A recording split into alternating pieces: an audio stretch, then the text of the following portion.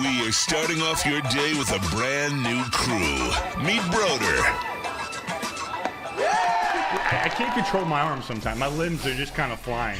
Detroit Kool-Aid. Fired up! Y'all got Kool-Aid. I'm fired up! But with the Wake Up Woodward crew, he's actually a part of the family. Flannel Sam. Ask me about my wiener.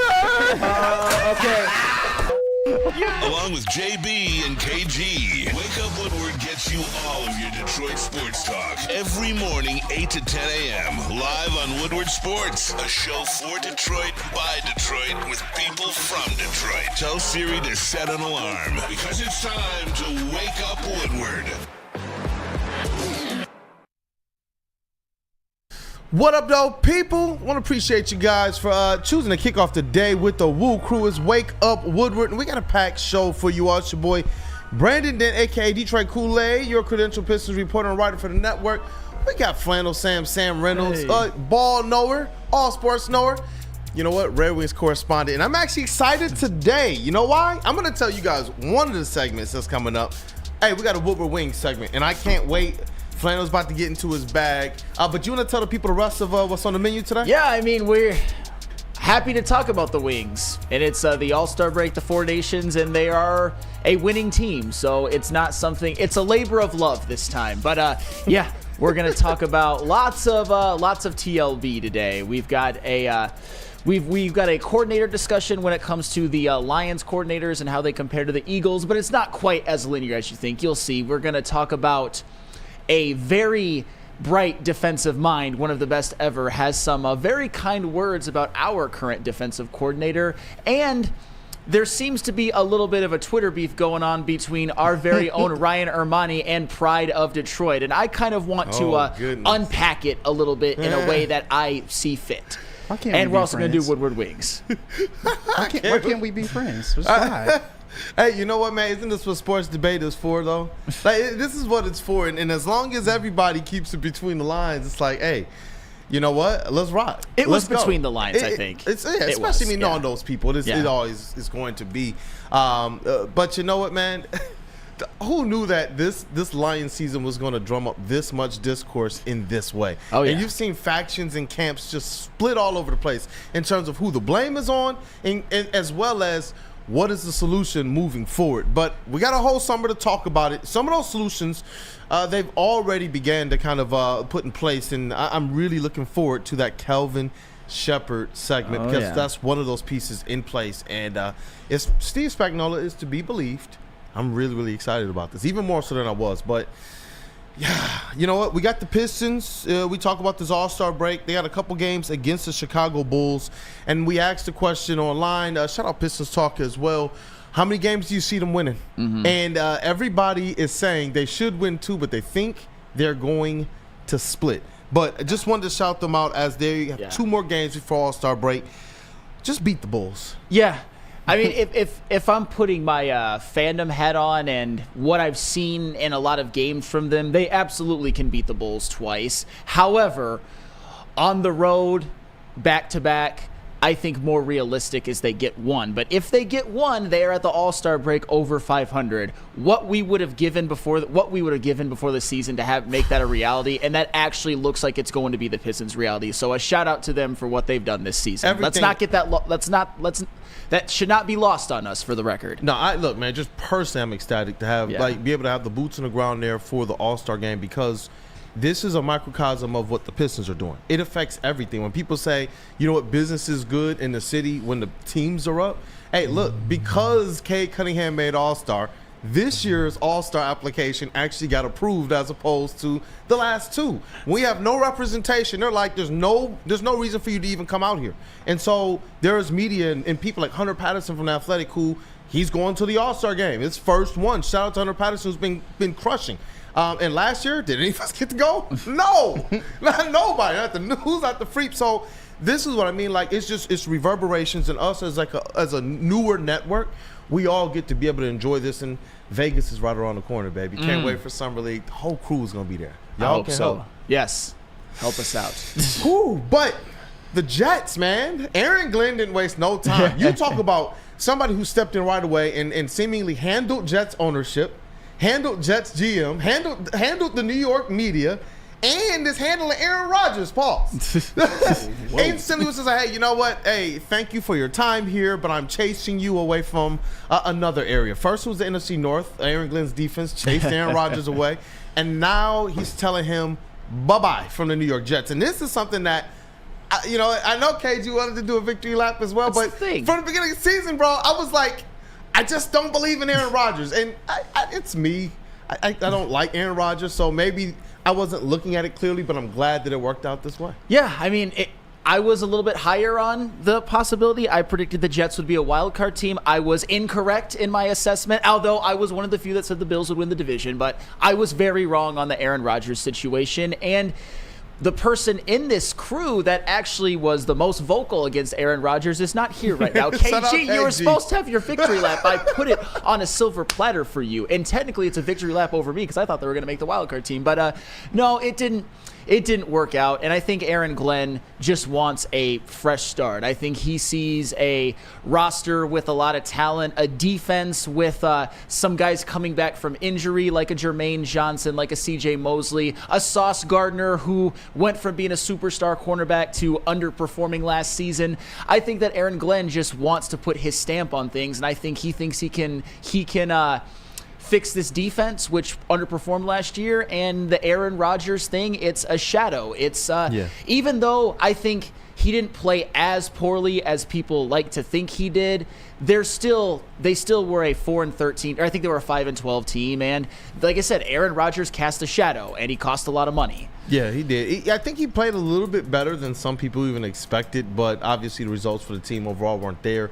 And his effectiveness to be the guy that can elevate a team like that. If this was Aaron Rodgers of 3, 4, 5 years ago, I would agree with you. His talent was good enough to elevate. And even then, when I was like, I just don't believe in him, even when you were like, I don't know, it's Aaron Rodgers, there was still that part of me that was just remembering all of those trash plays that happened against the Lions at the hands of Aaron Rodgers. And I was like, you know what?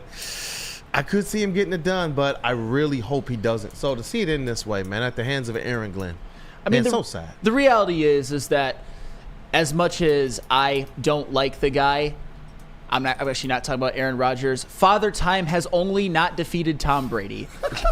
And even Tom Brady retired when he was 45. And again, Aaron Rodgers did not play terrible this year, but it didn't look like how it looked for Tom Brady when he was in his early 40s. Like he was pretty much, for all intents and purposes, the same guy.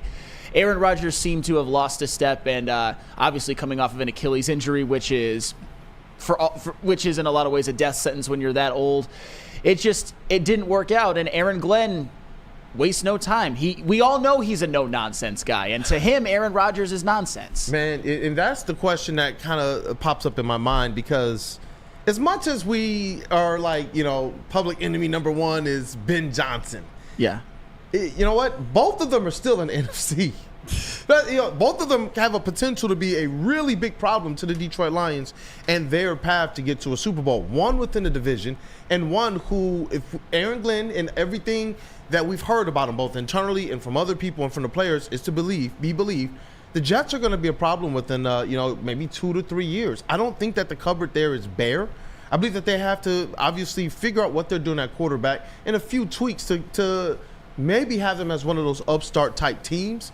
But it's just interesting, man. Both of those guys in the NFC. But you know what? Dan Campbell's master. The Jets, AFC. I'm tripping. No. That's okay. That's okay. That's all right. We've all. Yeah. It's happened to all of us. I've said many more things just from like a brain fog, Kool-Aid. I know that's you know. Me. I know you know. But yeah. No, I mean, the Jets, I think they did underachieve. I think they are a very talented team in a lot of ways, and I think it's a very attractive job opportunity for Aaron Glenn, and I think that it was very an attractive possibility for him to end Aaron Rodgers' career there. Basically said, be gone. I find it funny. I love. Go ahead. I find it funny that the Lions broke him, and then Aaron Glenn just put him out of his misery. Like you're just done. You just go. Like, we're just through with you right now. But I do think the Jets will have a promising future with Aaron Glenn. It just is going to take some time. It's not going to magically happen overnight. Yeah. And definitely an opponent you should be looking out for. But now they even got odds out to where Aaron Rodgers could possibly land. plus 200 to the Steelers. What do you guys think? Steelers, Raiders, and 49ers are the top three. More kind of like winged quarterbacks for them. And I see Eric, me and the Jets AFC. Appreciate you guys, man. That was on me again with the slip up of Jets and AFC versus NFC. But I don't know, man. The Steelers, is that something that, Tomlin is trying to stake, his rep to, especially as you continue to hear certain rumors of, is it time for Mike Tomlin? It is time for Mike Tomlin. He's one of the most overrated coaches in the history of mankind. Oh, come on. Well, it was overrated. One Super Bowl. Haven't won a playoff game since 2016. But anywho, it doesn't good, but not in a certain. He's not in that rarefied air, in my humble opinion. But at this point, I don't know. It does kind of seem like the Russell Wilson experience. It did work out, and then it didn't. Justin Fields, really, they didn't want to commit to him, even though I don't like Justin Fields. I think that might actually be the smarter move going forward. I mean, what's Aaron Rodgers really going to do for them? Be there for 1 year? I mean, he might play better at times than Russell Wilson and Justin Fields did last year, but I don't think Aaron Rodgers makes them a Super Bowl contender. And they're another team that has guys like T.J. Watt and Minka Fitzpatrick and George Pickens, even though he tends to crash out sometimes, is a damn talented player, and they're always that team that'll go to the playoffs and lose in the first round, at least at this point. Yeah, and I don't know. I see Herb Nash in the chat too. He says Rodgers did solid dirty. That's crazy how Rodgers was able to go in there, affect things with the direction of this franchise. Like, they picked coordinators and coaches and even players that Rodgers was able to affect, and now he's just not there. But hopefully Aaron Glenn is that guy that can, give them some mild success. But from the AFC standpoint, never keep the Lions from winning a Super Bowl. Well, that's the thing. Aaron Glenn, we wish you well. Ben Johnson, we hope you fail. And it's completely based on where you went. And Dante151 with the super chat and the still the Neil Rule profile pic. I love it. I'm just glad football is done. And I actually agree with you on that one. I'm kind of over it. I'm so freaking tired of it that I do not care at all anymore. I'm ready for hockey, basketball, and lacrosse. Hey, maybe we'll have to sneak in a lacrosse segment on this show. We won't. Both in professional and college play. Go Wings, go Pistons. Hey, let's rock, man. Let's rock. And you know what? With the season finally over, I'm wondering how Lions fans feel. Like, was there any aspect of fatigue? Like, as me, I'm ready to just hit the ground running. Like, I wish we could just kind of press reset and let's get going on the season, especially when you hear, like, Aiden Hutchinson. You see him, walking around. You see him amongst some of the other stars. You see him out at the honors and such. And it's just like, you know what? I'm ready to get the season going because I feel like something was taken from us. Like, these guys were robbed. And that's why I can't wait to go into next season, where I do believe in what this team has, whether they get a Myles Garrett or not. I do trust in who Brad Holmes is, and I'm just ready to go. I feel like last season was more of an indictment, not on preparation or lack of preparation, not on if Ben Johnson took the interview or not, not on if Dan Campbell made the right decisions or not. The number one thing this came down to was this: they didn't have all their horses. They made a valiant effort, a very valiant effort, but if they had all their horses, man, which is just what makes me is like, you know what, let's get right back to it. I see a lot of people who seem to be mixed on this thing, on the future. It's not like the Lions went out there and got blasted with their horses. Right. It wasn't like they went out there and they lined up, hey, we're healthy like the Eagles were, but the Chiefs just stuffed them into a briefcase. That didn't happen to our Lions. And that's where I'm like, you know what, I can't wait to see what this squad is. And some people, they got concerns, like, well, guys are coming back from injury. Are they going to be the same?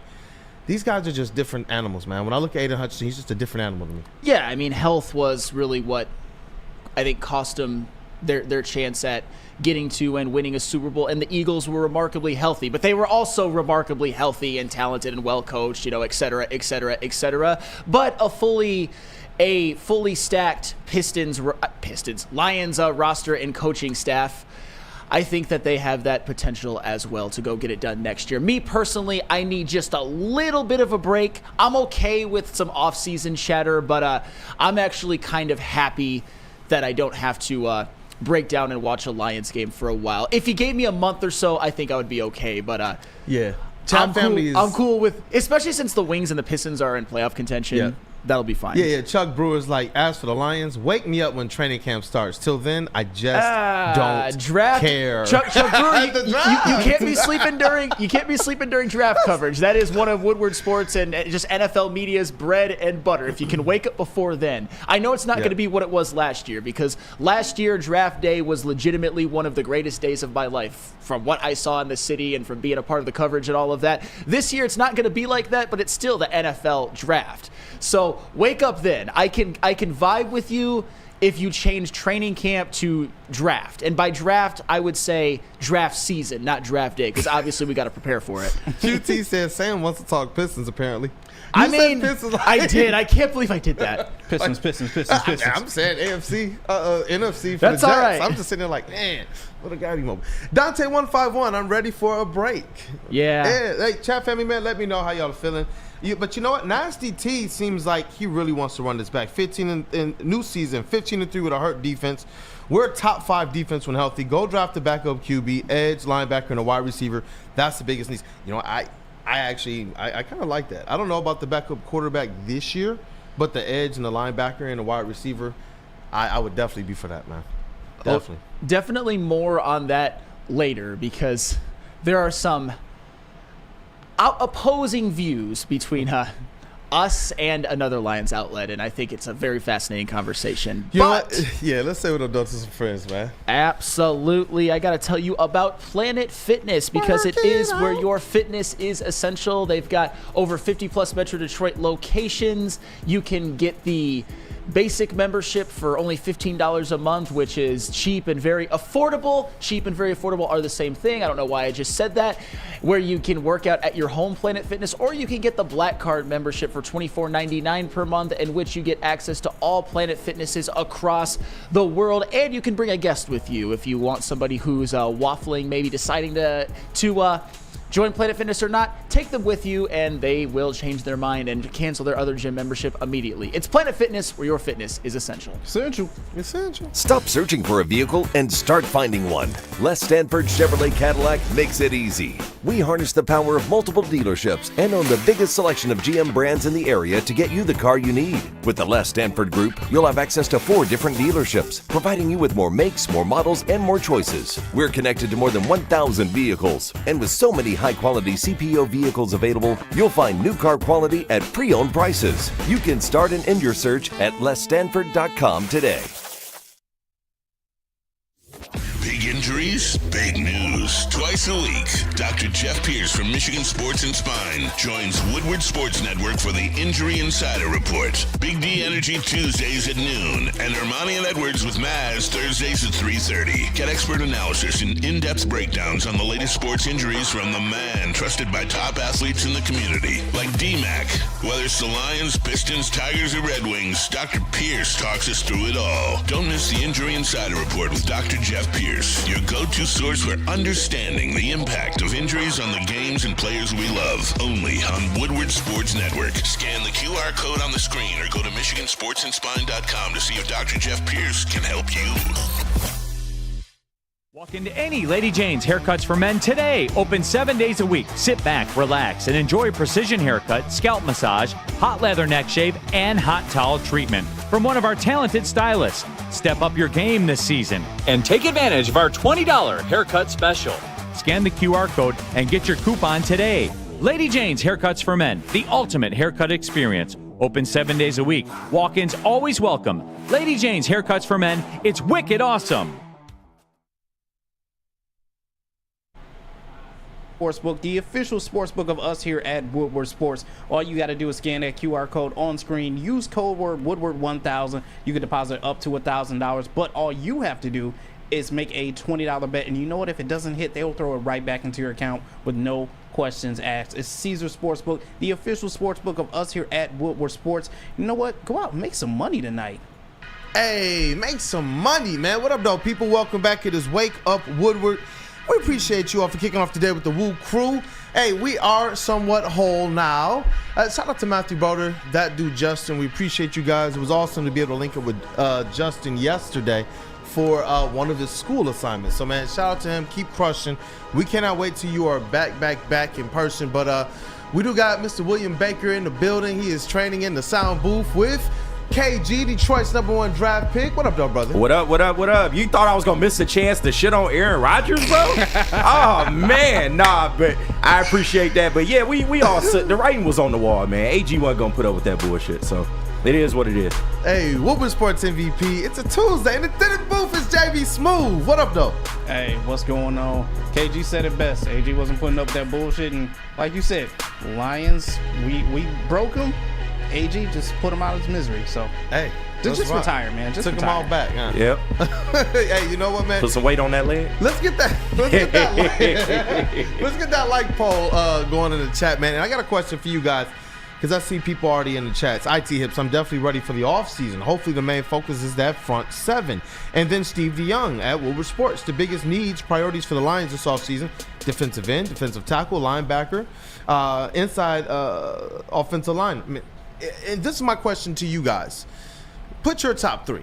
What are your top three needs? That's the question of the day. Get them into the chat if there's certain players and such, because a lot of people believe, as they've kind of, even people who used to be super Myles Garrett, they're getting to the point where they are at least looking at other options just in case, because it's a possibility the Lions don't come away with them. But that's the question of the day. People will definitely read them throughout the show. But we got to kind of get into some more reverberations of effectively what the Lions need to do to make sure, as they are still within a Super Bowl window, that they keep that expectation moving forward.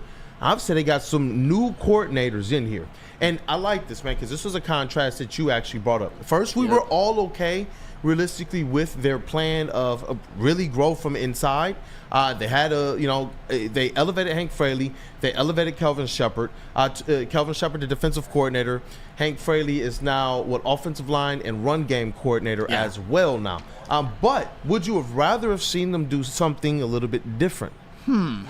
That's a tough one. And the reason that this came up was after yesterday's show, we were talking about how the Eagles, I mean, one of the things that you point at with the Philadelphia Eagles and why they were better this year as opposed to last year. I mean, you can, of course, look at like the Saquon Barkley signing and the Zach Bond signing, but one of the other things on the short list is the coordinators. Last year, the Eagles had 2023, they had Brian Johnson as their OC, and then Sean Desai as their DC, and then later on, Matt Patricia was calling defensive plays, and we all know how that went. They crashed out at the end of the year. In the offseason, they went and hired new coordinators, and in their first year with the coordinators of the Eagles were able to win the Super Bowl, and they didn't crash out, and their team just looked a lot better. Their defense looked a lot better. Their offense, obviously heavily aided by Saquon Barkley, was fantastic throughout the year.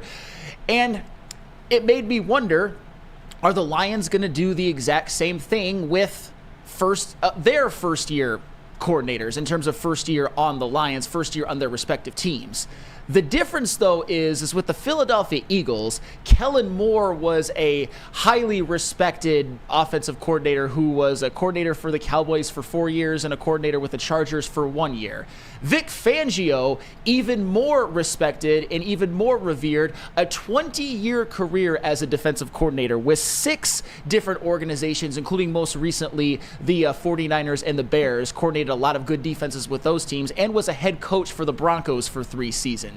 With the Lions, they went a bit of a different route. They went with a guy in John Morton who was an offensive coordinator for 1 year back in 2017, but ever since then had lesser jobs in the NFL, and Kelvin Sheppard, who they promoted from within. So it makes you wonder, should the Lions have gone after somebody more proven, or are the Lions going to be perfectly fine with who they have? I think there's a lot of different answers. We hope that the results are the same with the 2025 Lions as they were with the 2024 Philadelphia Eagles. It's just an interesting contrast between going after proven and going after unproven, at least as coordinators. Yeah, and it's interesting because in the contrast of the defensive line, we almost see this in reverse, where people are saying, we don't really want to go the draft route. F them picks. We want to go with the proven. And why are people saying that? Because they're believing, hey, you look at this thing with Jared Goff's contract, this window is a few years, and you need to strike while the iron's hot. And you look at last year when they were able to go and pick up a coordinator like a Tyrell Williams, That's where I'm actually like, you know what? I think I'm okay. I think I'm okay with the route that the Lions took. If I know that they have some like vet coaches in the system as well to help these guys along, and because ultimately Dan Campbell's the head coach. And he's the person who, if you're going to go with this route, if you're going to go like with Kelvin Sheppard and effectively have him be your DC, then you know that you're going to have to be in a position to make, if you have to, the toughest decisions. And I trust Dan Campbell in that type of a role as head coach, and that's what makes me comfortable with this. It's his system.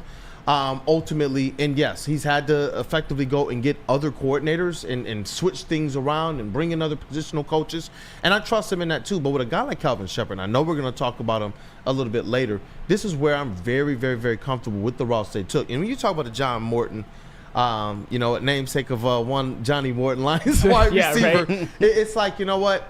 I feel like they got him to be that veteran guy, to kind of be that manager over everything. And I still feel like Hank Fraley is the one being groomed for the next steps of this Lions offense in the future. You look at the upgrade they gave him with, offensive lines coach and as well as run game coordinator. And Tanner Engstrand is gone now. If you're talking about hiring from within, Hank Fraley just became like the only option if you're in the future. And so I'm comfortable with this, and I believe that if they needed somebody more experienced in that defensive coordinator spot, or if Kelvin Sheppard needed a little bit more seasoning, I believe that Dan would have gone that route. But I'm pretty comfortable with the route that they went, largely though because of Dan Campbell at the top. Yeah, and for the record, just to give my answer, I'm not mad at what the Lions did.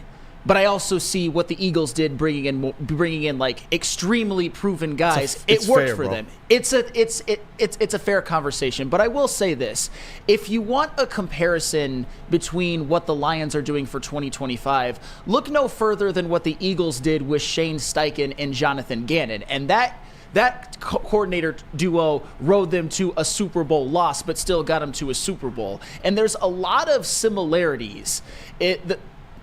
Shane Steichen was an offensive coordinator for 1 year with the Chargers. I believe they were the Los Angeles Chargers at the time, might have been San Diego, in 2020 after taking over as the interim offensive coordinator for them in 2019. Kind of like how John Morton only did 1 year as an OC with the New York Jets. And what did you see from both of those guys? You saw from a Shane Steichen with the Chargers, he coordinated and dictated that Justin Herbert historic rookie season. And in 2017, although the Jets offense in 2017 wasn't like the Chargers offense in 2020, it was because of the talent. John Morton still got the best year out of Josh McCown's career, and it's Josh freaking McCown versus Justin Herbert. A little bit of a difference in talent, I'm just saying. And with Jonathan Gannon was also not proven. He was a defensive backs coach for the Indianapolis Colts, and then he got hired right from there to the Philadelphia Eagles defensive coordinator. And as we all know, Shane Steichen and Jonathan Gannon were able to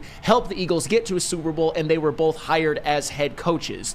I'm not saying that John Morton and Kelvin Sheppard are going to have that much of a rise. They're going to get them to the Super Bowl and then become head coaches. But I will say this, with the talent that the Lions have, with the expectations that the Lions have, we kind of do expect John Morton and Kelvin Sheppard to pull a Shane Steichen, Jonathan Gannon, because this is a Super Bowl roster. Yep.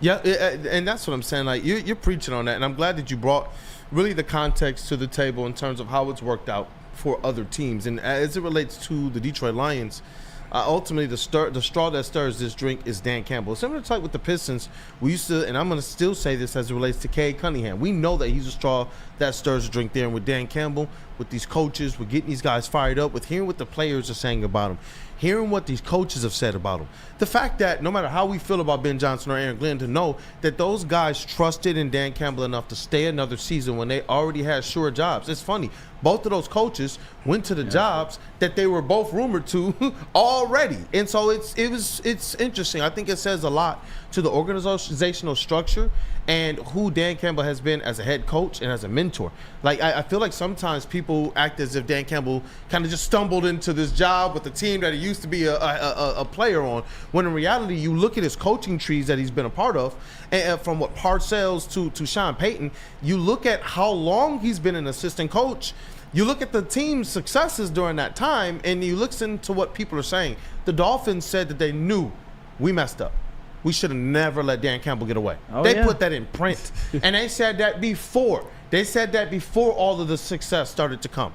So it's like they kind of knew, but sometimes it's this game that you're playing as it relates to, who's going to be next up. And something that I believe Dan Campbell has been really good at is being able to track that very well and make the move to course correct if it's not going as planned. And we saw it at the beginning of his tenure, and since then, it's just been kind of gold with those coordinators. It has, and we hope that it's the same with John Morton and Kelvin Sheppard. And I want to respond to something Chuck Brewer said, and this was referring to the Eagles getting proven coordinators. I mean, very proven coordinators after they failed last year. Sam, we didn't fail this year, and who knows if our new coordinator will fail yet. And for the record, I'm not saying what I prefer. But what the Eagles did, they absolutely failed in 2023. But they succeeded at the highest level by winning a Super Bowl with the proven coordinators. I think that the Lions can do it with John Morton and Kelvin Sheppard, but we just don't know yet. We've seen John Morton do it for 1 year with the Jets, and we haven't seen Kelvin Sheppard do it as a defensive coordinator, although we love the work that he's done with the linebackers. And oh, by the way, I understand that circumstances dictated this, particularly injuries, but the Lions did fail this year. Super Bowl or bust. You're right. They did fail. Obviously, it looked a lot different. They didn't crash out at the end of the year like the Philadelphia Eagles did and have to go on the road and lost by double digits at Tampa, but they lost the Lions lost in the divisional round. Would they have won without the injuries? Probably, but it's still a failed season and a failed playoff run. I don't want any... I don't think it's the wisest decision to be making that kind of a distinction right now, even though we can understand that the Lions season was better than the Eagles last year. It doesn't really mean that much in the grand scheme of things. Yeah, no, you're preaching on that. And I know we got to break down a little bit more about this Kelvin Sheppard because he's another person who I wonder if people understand the path that he's taken to get to where he's at right now. The people that he has been coached by in his career as well, and some of the things that they have to say about him as a player and what they projected already, that the position he's in, some people already saw him there. That's Steve Spagnuolo, and his comments, man, they just make me I'm ready to run through a brick wall for Kelvin Sheppard. Shout out KG. But just real quick, man, that question of the day, it is, what do you guys want to see the Lions do? What are your positions of priority this offseason? Greg says, good morning, Sam and Kool-Aid. Good morning to you, Greg. But Alec G says, defensive tackle, defensive end, linebacker. Hey, lots of defense there. Tyler King just says defensive line. So I guess any three positions there. Yes. Fix Your Face says defensive end, O-line, and linebacker. Nasty T. One, he says an edge, then a wide receiver, and then a young quarterback. IT Hips, front seven.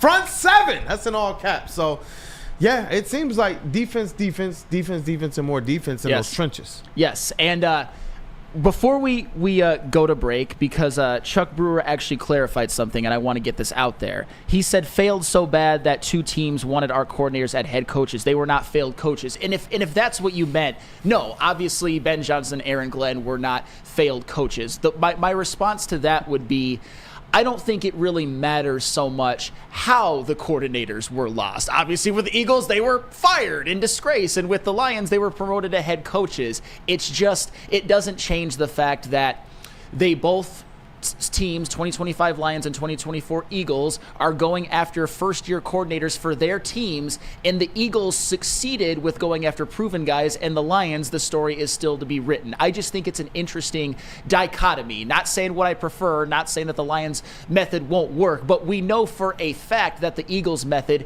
did work, and if there's any sort of slippage with the Lions offense or defense, it's going to be a question that's going to be asked. It just is. Not saying there will be, just saying if.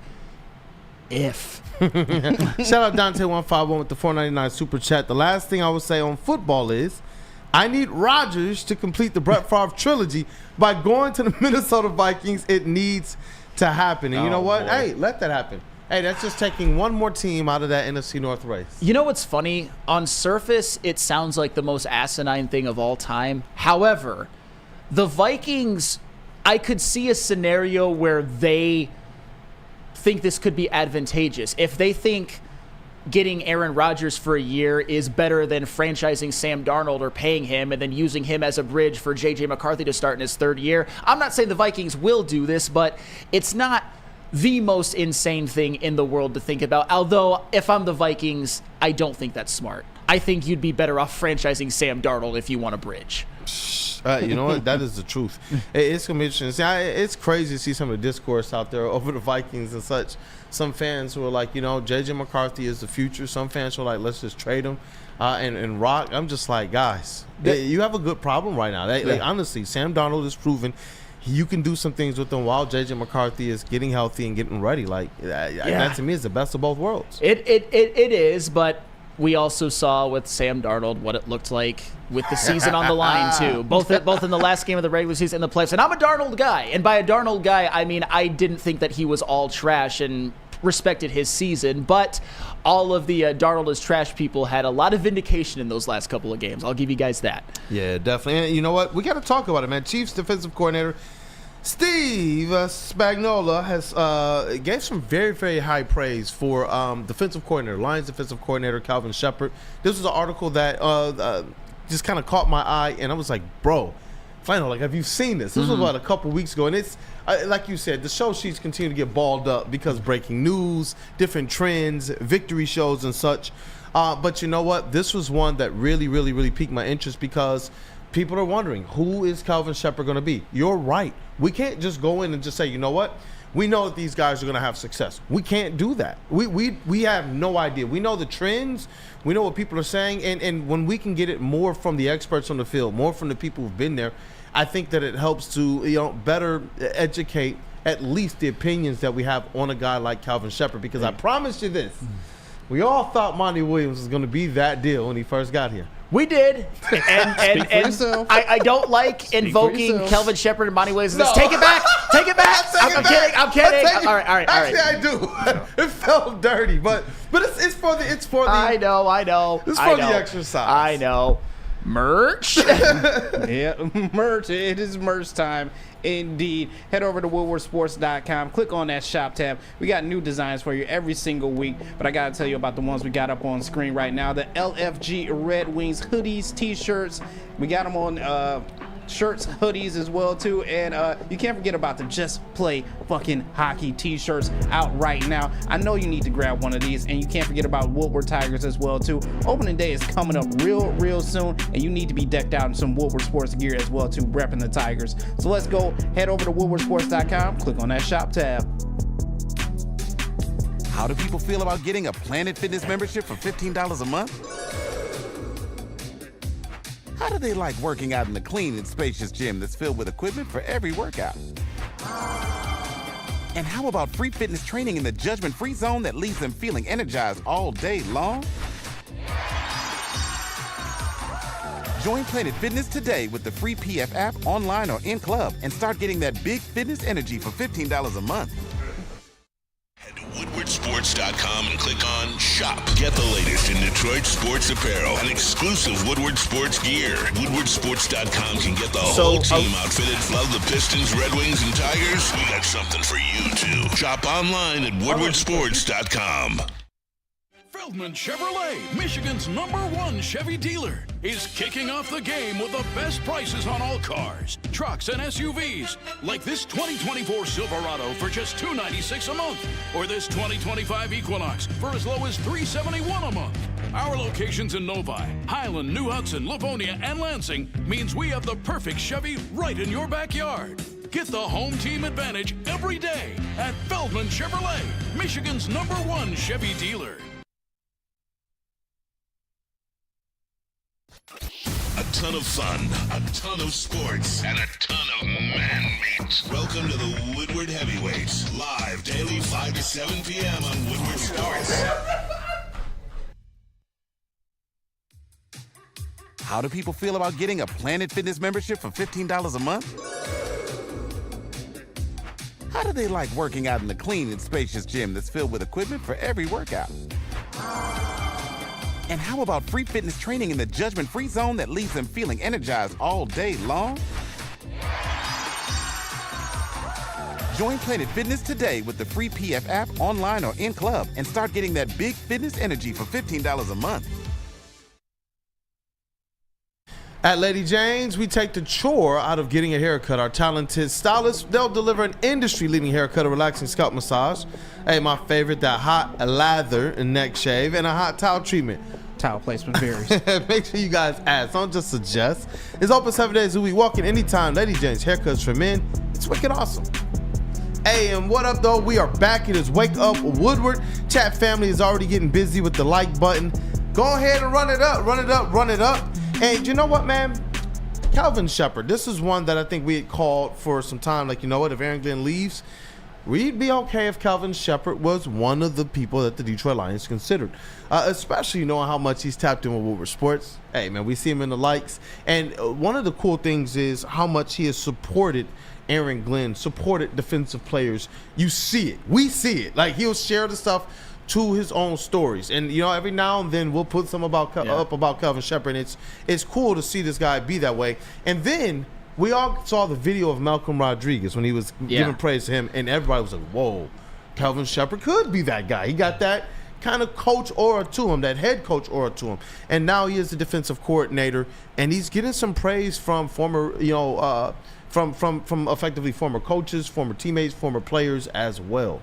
Yeah. You know, the chief being the chief, Steve Spagnuolo. Hey, and I'll tell you what, when you're talking about evaluating what you think of Kelvin Sheppard, even though he hasn't proven anything as a defensive coordinator, you have to look at things outside of it. Like, for one, obviously what he did with the linebackers, and more on that later. But also you have to look at what some of the elite of elite, what some of the brightest names in the game have said about him. And the one that stood out to me, and when Kool-Aid told me this, I was pretty much just like fawning over it. No, for real. He was like, he said that? For real? I was like, he said that? Yeah. He said that? But no. Like, send that. No, for real. He was like, send that to me. Yes. Send that to me. I was so, like, I got you. Current Chiefs defensive coordinator Steve Spagnuolo, and one of the greatest defensive coordinators to ever live, Steve Spagnuolo, had some very nice words about one Kelvin Sheppard. And this is according to the Detroit Free Press article. Spagnuolo said he told Sheppard at one point during their time together with the Giants that he should consider going into coaching after his playing career. His passion for the game, mostly the football intelligence, it was just natural to him, Spagnuolo said, like things come natural to him. I love Kelvin Sheppard, Spagnuolo said, grabbing the reporter by the arm and looking him convincingly in the eye. To me, Kelvin Sheppard, if I could make a mini projection, will be a head coach in the league, in my opinion. He was one of the smartest players I had back in New York, and we were fortunate enough to get him. Man, that's got me bricked up. Bro. That's high praise. That's Steve Spagnuolo. And everybody knows that I have an affinity for the Chiefs as opposed when it comes to teams outside the Lions that I like the best. So Steve Spagnuolo is somebody that obviously I have a ton of respect for. His resume speaks for himself. 4 Super Bowls as a defensive coordinator, 3 with the Chiefs and 1 with the Giants in 2007, in which his front 4 made Tom Brady's life hell and won them that Super Bowl. So this is one of the best defensive coordinators to ever live, somebody who's been a defensive coordinator, who was a head coach himself, that seems to believe that Kelvin Sheppard can be a head coach. And I think I can infer by everything that he said that I also think Steve Spagnuolo thinks that Kelvin Sheppard is going to be a damn good defensive coordinator who has a high football IQ and was, when he was with the Giants as a player, somebody who was a coach on the field. So love to hear this from Steve Spagnuolo, and it makes me more encouraged about Kelvin Sheppard than I already was. And I was already pretty encouraged, by the way. Yeah, especially when you know, okay, like he's being prepared for this job by guys like Aaron Glenn and Dan Campbell and Tyrell Williams, who they brought in last year. Think about how powerful of a hiring that could have been. All of these great football minds from the defensive side, all around Kelvin Sheppard, and him being able to learn from all of them. That's what I've taken away from all of this. All the comments I've heard about Kelvin Sheppard is that this guy's a student of the game. And we all know that in between his playing career with the Lions and his coaching career, he did have that season where he was a player development coach for LSU as well. And so it's like, you know, and from just what I'm picking up, it was so he could really start at the ground roots level of how to build players up. Where do you go? To the next generation that's coming in. Some of the older players might not need the tutelage that he has. You know, it's those younger players. And so it's like, you know what? This guy, the way that he's thinking, He's looking to build himself up for the job. And that, to me, was what really stood out. And when you hear effectively what Steve is saying about him, you realize he was doing this way back in his playing days as well. What up, though, man? Hey. What up? We bring to you guys exclusively Kelvin Sheppard. Hey. Here you go with that bullshit. Kevin, No, we need your look at the thoughts. picture. We need Oh your my thoughts. God. It's not close, man. Y'all keep trying to push this. It's not close. I'm slightly better looking than Kelvin Sheppard. No offense, but hey, but this is something that he was groomed for. And when you're a former player that still has a passion for the game, I feel like his level of detail is just a little bit more. And we already know what the Lions like to breed. They like to breed guys from, inside their own building, guys that have been there through all the processes, put their time in, put their work in. And Kelvin Sheppard is next up, and maybe one day he can be a head coach. But just for what he is right now, Lions defensive coordinator, I feel like it's well-deserved. And I said this before, anybody that's coaching linebackers, I feel, has a better grasp on just how to run a complete defense, because when you're coaching linebackers, they are the quarterbacks of the defense. You have to account for what people are going to do in the secondary. You have to account for what people do on the defensive line. So if anybody has knowledge of how to run a full, complete defense, it is Kelvin Sheppard. And I'm interested to see what he's going to bring to this Lions team, how he's going to do things different than Aaron Glenn. But I mean, he's getting these type of cosigns, man. It only makes you more confident in the type of coach that he can be. Red Fly says Kelvin Sheppard looks like KG. Get it right. Thank you. It's about time I got some damn respect around it. And you know what, man? This was another big endorsement for me as well. Ezekiel Turner, linebacker from the Lions, also had some comments and quotes in this article as well. And some of them started off with just preaching about, his football knowledge. He says, but that leadership role that he has with the voice and how he leads other men in the room, or how he commands other men in a meeting room. He's great at that, and guys look to him for answers, and guys look to him like, yo, what's next for him? Is he a coordinator? And this was before the job officially came down the line. So it's interesting that the players were already like, we already look to Kelvin Sheppard for these types of things. And, as it relates to the one that we have up on the screen right now, I love this here. He says the thing with Shep, he's going to try to put his players in the best position to succeed. He'll figure out what you're good at, what you're not good at right away. Even with me coming in the middle of the year, a couple practices, he saw what I was good at, what I was not good at, and he gave me an opportunity to actually play in the game. If you show something good in practice, or you show how the playbook, he's going to give you the opportunity, which I respect, because not a lot of coaches do that in this league. And guess what? Think about some of the young players like a Malcolm Rodriguez, who Kelvin Sheppard was able to be a part of, giving them that opportunity. You know what I mean? How many? Because if Ezekiel Turner is to be believed, players that are drafted that low might not get those types of opportunities, except for if your coach is really that dialed in, not just to what you're doing in practice, but how you're improving as well. And it's like, to hear Turner say this, to pair that with what we saw of Malcolm Rodriguez. Because think about this. The first year, we were like, great, he played better than his draft slot. Yeah. The second year, people were like, was there some regression? And now everyone's looking at him after this season. They're like, yo, Malcolm Rodriguez he's a bull.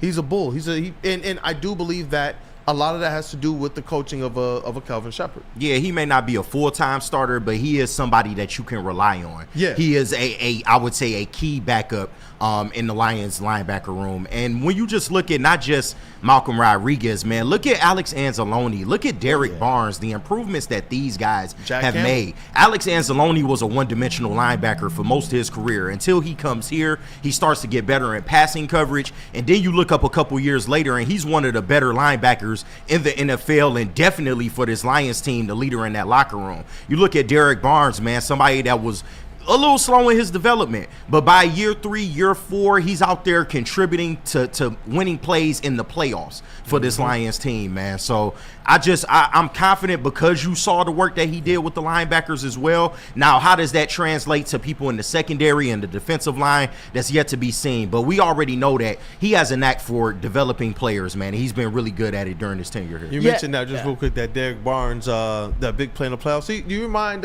just reminding the people about that one? Oh, you mean the greatest play in Detroit sports history? When he intercepted the football against Tampa Bay? There we go. Come on now. Beautiful. Well, and the fact that it happened on Baker Mayfield made it so much sweeter for me, because I hate Baker Mayfield, but respect to Baker, he's been balling with Tampa. And he's got moxie.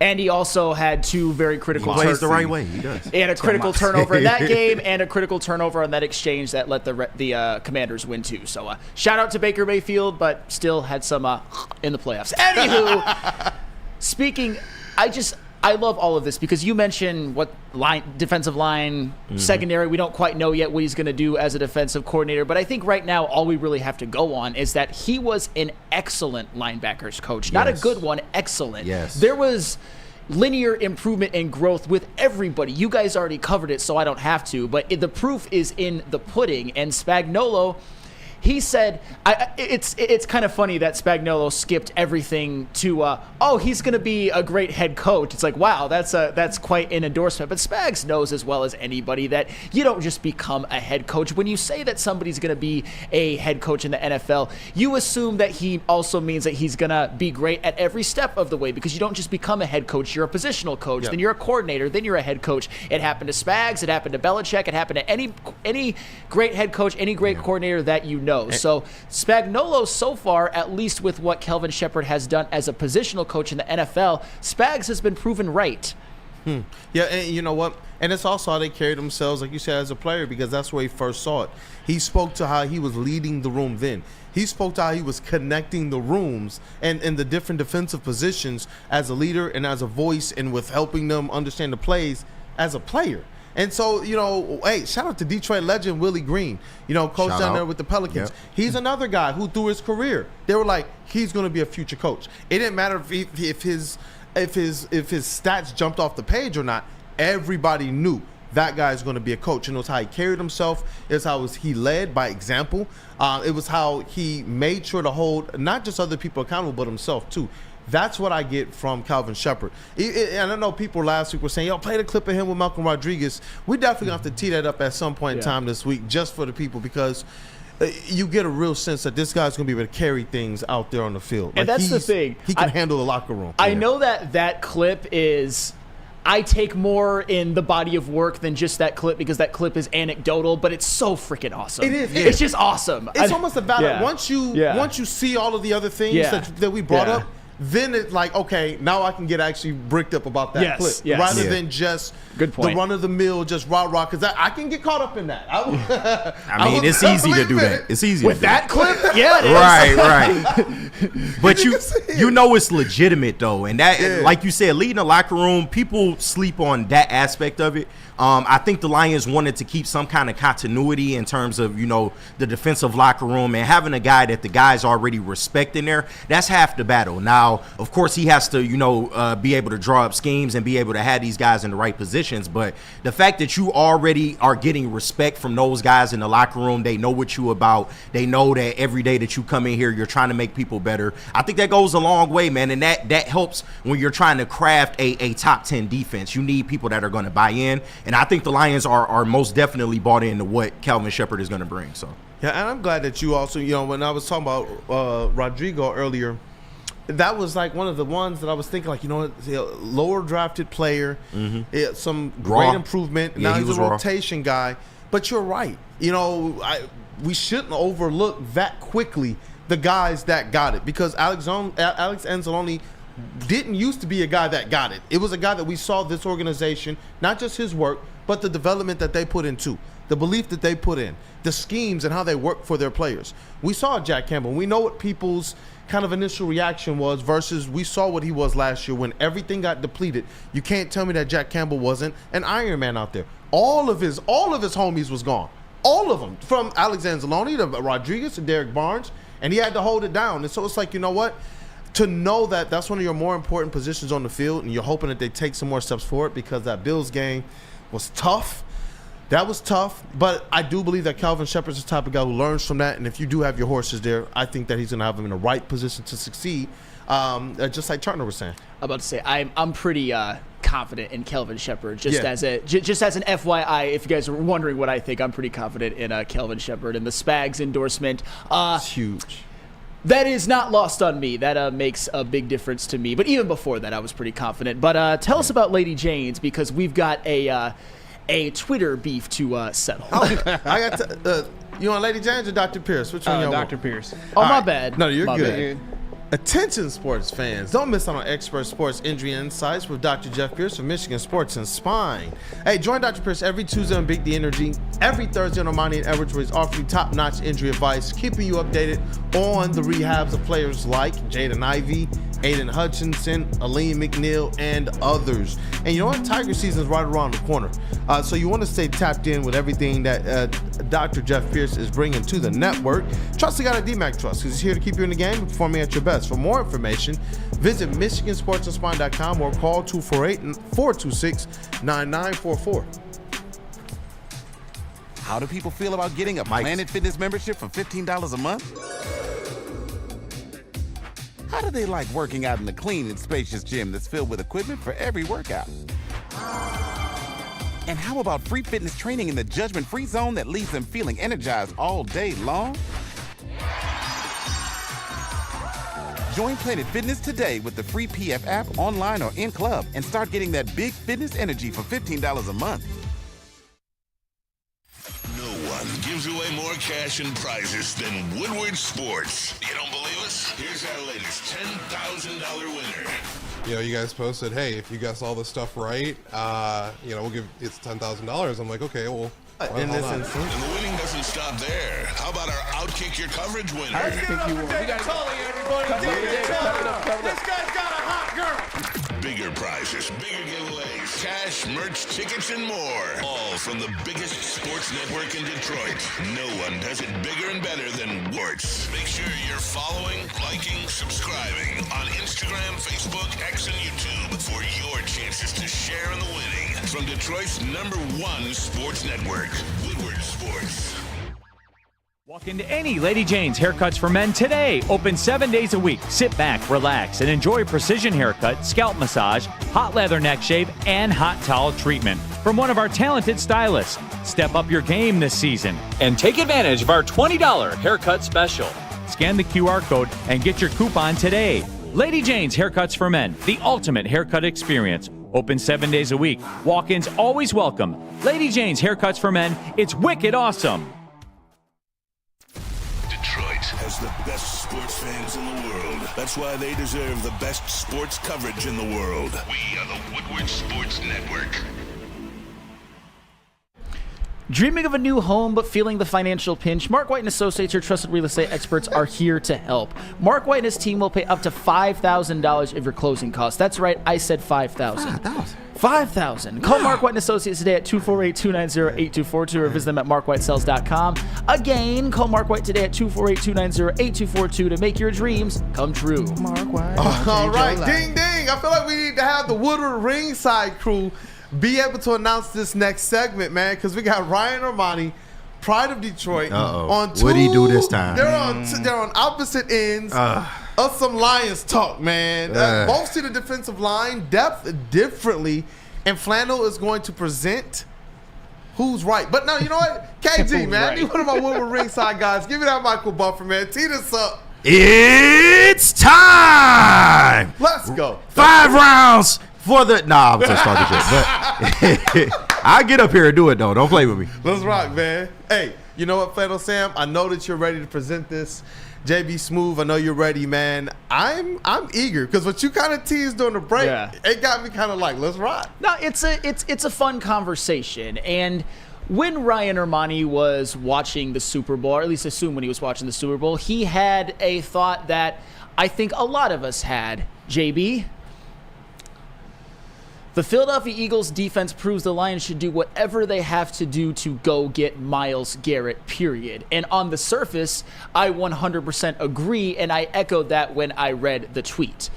However, a couple of folks from Pride of Detroit had a counter. Start with the Jeremy Reisman one, if you would, Mr. JB Smooth. Eagles D-line and how they acquired them. He's more of an advocate for draft and develop, or at least not give away your draft picks for Myles Garrett. Nolan Smith, first round. Jalen Carter, first round. Jordan Davis, first round. Brandon Graham, first round. Going all the way back to Brandon Graham. Right. Old Grandpa Graham at this point. And Josh Sweat, fourth round. And then Al Karsten actually added a couple of more in the subtweet, which is Milton Williams, third round. Jalix Hunt, 3rd round, and Moro Ojomo 7th round. So as we can see, the Eagles have done a excellent job in drafting defensive linemen, and they deserve a ton of credit for that. It's actually ironic that their big offseason signing, Bryce Huff, was terrible this year, and he was healthy scratch for the Super Bowl, and it didn't even matter because they had drafted so well. That's just a funny footnote. And when I saw this, I'm not going to lie, it made me think for a second.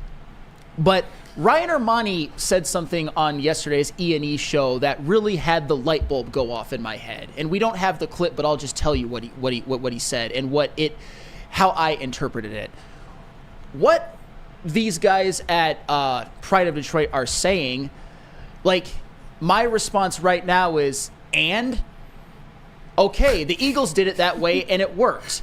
Ryan Ermanni basically said, okay, and maybe the Lions should have prioritized the defensive line in the draft a little bit more. Maybe, maybe not. But the reality is that you don't get do-overs. You don't get to go back and take Jalen Carter instead or Jordan Davis instead. I'm not saying that you should have, but even if you did, you don't get the opportunity to. You have to work with what you have now. And here's the reality. We love Brad Holmes. We respect Howie Roseman as the GM of the Eagles. He's one of the best in the league as well. Since 2021, the Eagles have done it differently than the Lions. The Eagles have prioritized the defensive line more than the Lions. They have drafted 3 in the first round since 2021, and the Lions have only drafted 1, and that's Aiden Hutchinson, the best of the bunch, but still, it's something that the Eagles have prioritized more. But the Lions in those drafts, instead of Nolan Smith, they got Jack Campbell. Instead of Jalen Carter, they got Jahmyr Gibbs. Instead of Jordan Davis, they drafted Jamison Williams. They have been more busy shoring up other positional groups and making them elite, while the Eagles have done a better job in terms of drafting defensive linemen. If you even want to go to the Milton Williams one, Milton Williams, the Lions could have had Milton Williams. Instead, they drafted Levi Onwuzurike. Say Levi Onwuzurike was fine this year, but Milton Williams would have been the better pick. He's been healthy and he's been productive, and Levi Onwuzurike has certainly not been healthy. And the Lions, unfortunately or fortunately, during some of those drafts, they have addressed the defensive line differently with a guy like Broderick Martin, dud so far, with a guy like Josh Paschal, who's okay, but he's injured too much and he's a jag. James Houston, phenomenal flash in the pan rookie year, but when the Lions were in the playoffs, contributed bupkis. Even last year, the Eagles decided to prioritize defensive line in the first round with Jalix Hunt, who was very productive, and the Lions waited to do it until the 6th round with Mekhi Wingo. And for the record, I'm not saying that the Lions did anything wrong.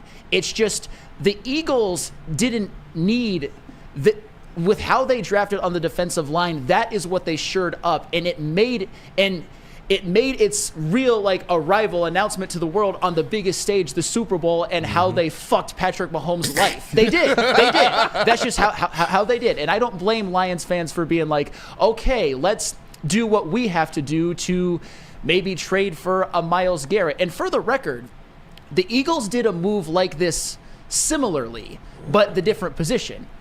The Eagles needed a number 1 wide receiver. 2021, the Eagles were a 9-8 team. Devontae Smith was a number 1, even though he's not a number 1 receiver. He's better as a number 2. Their number 2 receiver was Quez Watkins. Remember that guy? I don't either. The point is, they went and made a trade. They traded a 1st-round pick, and they traded a 3rd-round pick for A.J. Brown, a position that they needed, that they wanted to shore up. And ever since then, A.J. Brown has 4th in the NFL in receiving yards in the past 3 years with over 4,000 and helped them get to a Super Bowl and then win one. And I'm not even saying that the Lions have that far to go on the defensive line. The point is, back then, an A.J. Brown trade was available to the Eagles, and they did it. They said F a couple of picks, and it worked out. I think this is the time, since the Lions haven't prioritized the defensive line as much on the draft as, say, the Eagles, to go after a Myles Garrett, since he is available and since the Lions have the cap space and since they have the draft capital to get something like that done. Yeah. I'm not saying that it's over if the Lions don't get Myles Garrett. I'm just saying that we can't look at what the Eagles did in drafting the defensive line and say, all I get from that is okay, that's what they did. The Lions have not drafted the defensive line as well, but they have drafted other positions significantly better, like wide receivers, like safeties, like running back. et cetera, et cetera. They need to shore up they could use some shoring up on the defensive line and the Eagles could have used some shoring up on the wide receivers back in 2022, and they did it, and we'll see what the Lions do. And it's still to be determined, because if I'm judging this defensive line without Aiden Hutchinson, then I'm going to say you have to add something to it. But if Aiden Hutchinson is there, then what are we talking about? The situations are just different between what the Eagles were last night. You're talking about going back 8 years for the Eagles. This thing is just getting started for the Lions, and they're already at Super Bowl window. Yeah. So it's like they don't have the time realistically to say, well, we can draft players, 5, 6, 7 years ago and wait for them to be Super Bowl ready. The Detroit Lions are in the middle of a window right this instant. And that was been some of like what our perspective has been. You really want to be able to go and get a player who can help you take best advantage of what your window is right now. It'd be different if the Lions window was 2 to 3 years from now projected. We're just looking for them to maybe compete for the division, maybe win a playoff game. But the Lions said, F all that, and they kicked the door down. Year 3, we're in this. Yeah. Year 4, we're in this. And that to me is what makes this such a different argument, and where I do agree more with Ryan or Ermanni. This is not the beginning of a rebuild. This is us trying to punctuate a Super Bowl window with which many fans, because there's a lot of people, including Terry Foster, who had to cancel plans down in New Orleans this year. There was a lot of fans who, including myself and others, who believe this was the year, and it didn't get done. And that's where I'm just like, you know what? If this was at the beginning of the rebuild, yeah, sure, you probably want them to have fared better, but you can't, like you said, you can't go back in time. They're at where they're at right now, and right now it's time to win a Super Bowl. I believe Myles Garrett does that better for you next year, this coming season, than a draft pick.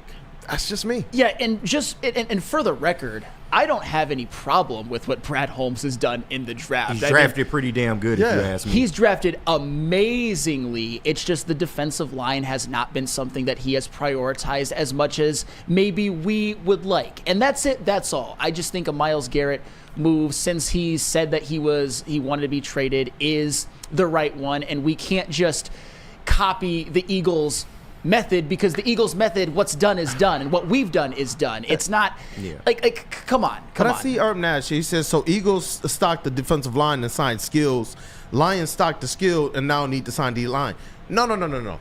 I believe that the Lions' defensive line, healthy, is good enough to go out there and be one of the best in the NFL. I believe that Myles Garrett, what we saw in the Super Bowl, was something different. There was just a completely different level that those teams were at than where the Lions were at. And that's where I'm just to be determined, like, is their defensive line to that level? I believe it. I do. But if you add a Myles Garrett to it, I just think that you're playing with absolute dynamite. This, again, for me, everything is in the focus of a Super Bowl, because you guys are right.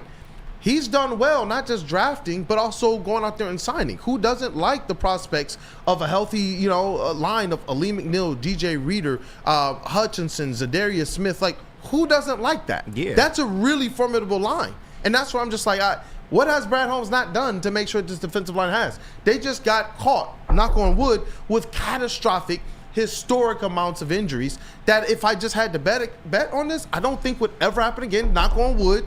But that's what happened last year. And that's where I wonder, like, when people are talking about what they want to do, are they keeping in mind that our defensive line is still some dogs? Aiden Hutchinson put up stupid stats in 4 games. Yeah, no. Come on. Go ahead, William.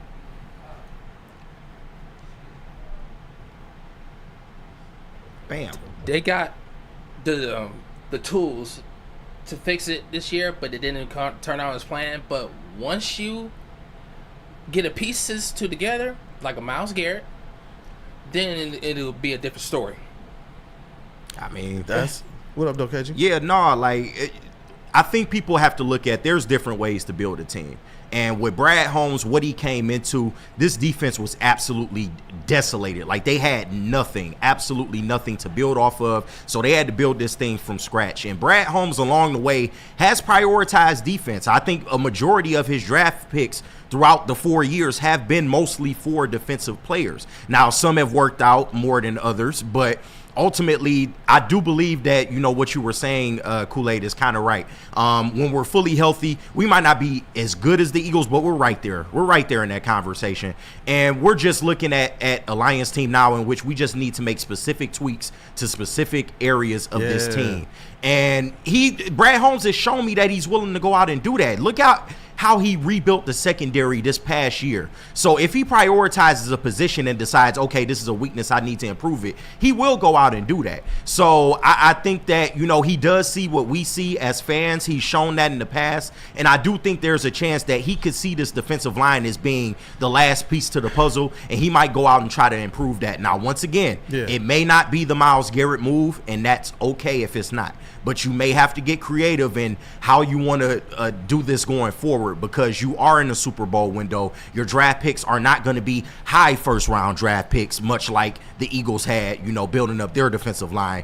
There is going to be some you know, caveats in which you're going to have to maneuver a little bit if you're Brad Holmes. You're going to have to find ways to acquire talent for this team that's ready-made and that can help this team win right now. Yeah, I see you, big guy 51. Shout I want out. Detroit to get absolute dogs in the defensive line. I don't care if they got to get them from the penitentiary. The I penitentiary. feel you, man, but it's like, I just want to ask you guys this question real quick. Ball knowers, flannel ball knowers, KG, JB in the building, and we got Mr. Baker with the elite flash hoodie. I see you, Xavier D. What additions, just off the top of your mind, the additions that Brad Holmes made to the defense last year? Because he made a lot of investments, and that's where I'm like, how are people tripping on Brad Holmes right now? Let me give my point of view on this. I'm not tripping on Brad Holmes. I'm not saying that the picks that the Lions made in place of like the Jordan Davises and the Nolan Smiths and the Jalen Carters, I mean, they're freaking Jack Campbell, Jahmyr Gibbs, and Jameson Williams for crying out loud. I'm not saying that they were bad, you know, getting guys like Branch. I mean, I could go on and on and on.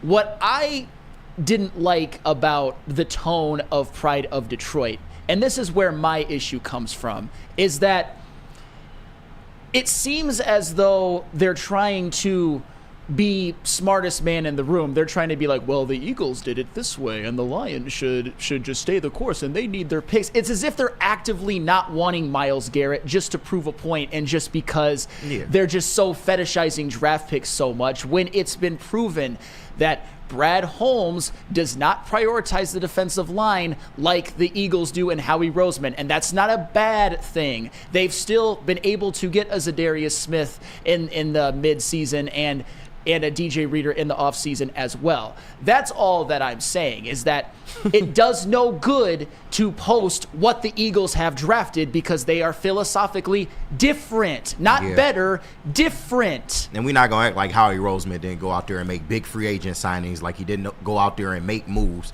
And the Lions are right there. Like, our team, we are one of the elite teams in the NFL. So clearly Brad Holmes' method of building this thing works. Now, would we like him to make specific tweaks? Sure.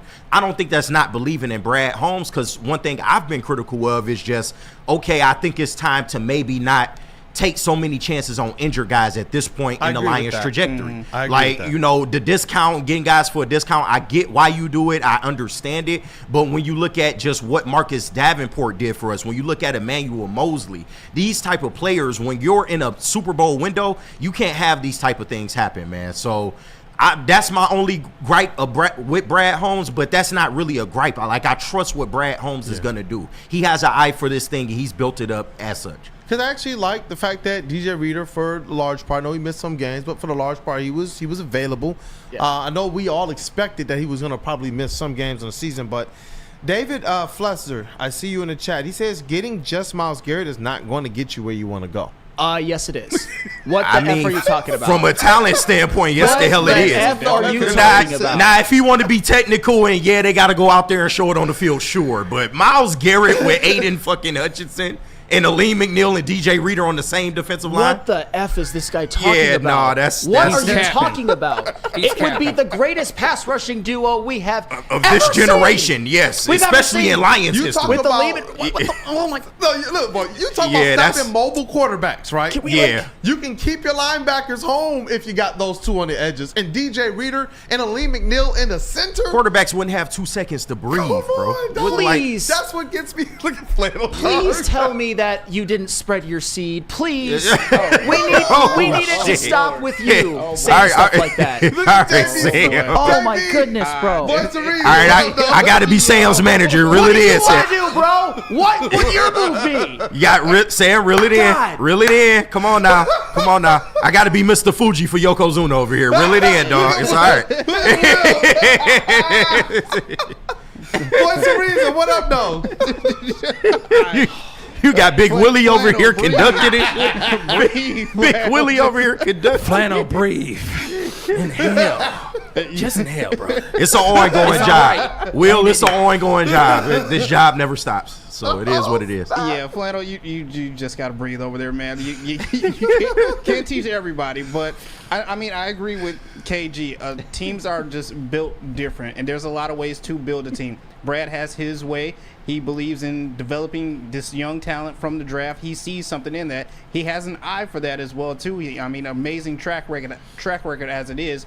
But I get people's concerns. Like, what is it going to be a year or two down the lines when those draft picks don't hit and you're getting upset that you haven't taken a huge swing and just said F them picks and went out and got a Myles Garrett or someone of that caliber as well, too. So I can see how everyone's a little nervous with that Super Bowl window closing a little bit. Well, and the reason, and let's just be honest, the reason that we can and should look at the Philadelphia Eagles as a model, even if we don't necessarily want to, is because they got it done. The Lions still have not. I love what Brad Holmes has done in building this team.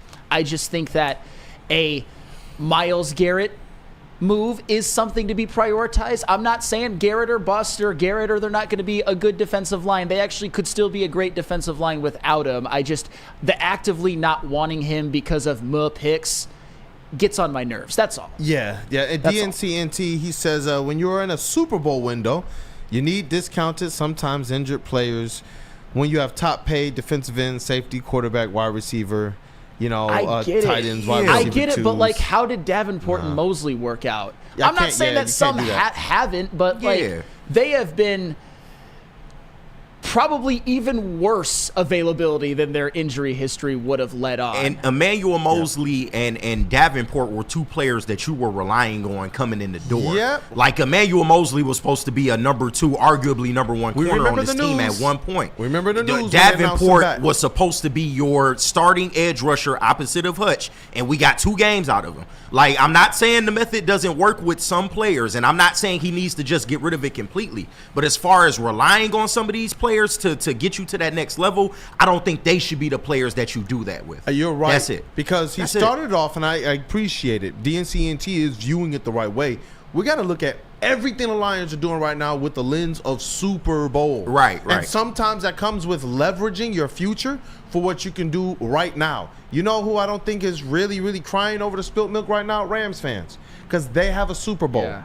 They have a Super Bowl. And they did get some decent football They survived after that. And exactly. when you have Brad Holmes, you're never really effing them picks and mortgaging your actual future. This guy is so good at identifying talent. He's so good at drafting. Anywhere in the draft. Exactly. This is why I keep trying to tell people the draft is going to be there regardless. He can really go out there and do both. Y'all want him to draft a guy? He can still do that. But as far as going out and getting a guy that's available like a Myles Garrett, he can also do that as well. And I think just because for so long, Lions fans, we've been allergic to moves like this. The organization hasn't really, been in the position to even think about making moves like this. But now that we're in this position and you are right there competing for a Super Bowl amongst the elite teams in the NFL, why not? You can go make a move like that and still go in the draft and get somebody. Hey, hey, this 411, I see you. I'm not going to read it yet, but I see you.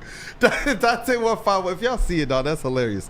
Dante151, $4.99 super chat. He says, people do need to realize if Lions don't get Garrett, and I agree with this, the Lions could go after players like a Hendrickson. Yeah. Obviously, the pipe dreams are Crosby and a Parsons in a trade, for example. Relax. And I do believe that there are some other options that are out there. Myles Garrett is just the lightning rod for the conversation, obviously. Where we want to see them go and make themselves look as freakishly over the top as the Eagles. And that's what it is, because he's an option that instantly puts you over. There's no debating. There's no questioning. There's no, I got to see it first. He automatically puts you in the Super Bowl conversation as in terms of winning it, not just being a favorite, like actually going out there and getting it done. And I got Rando Smalls bringing up Pat Swilling. Jesus.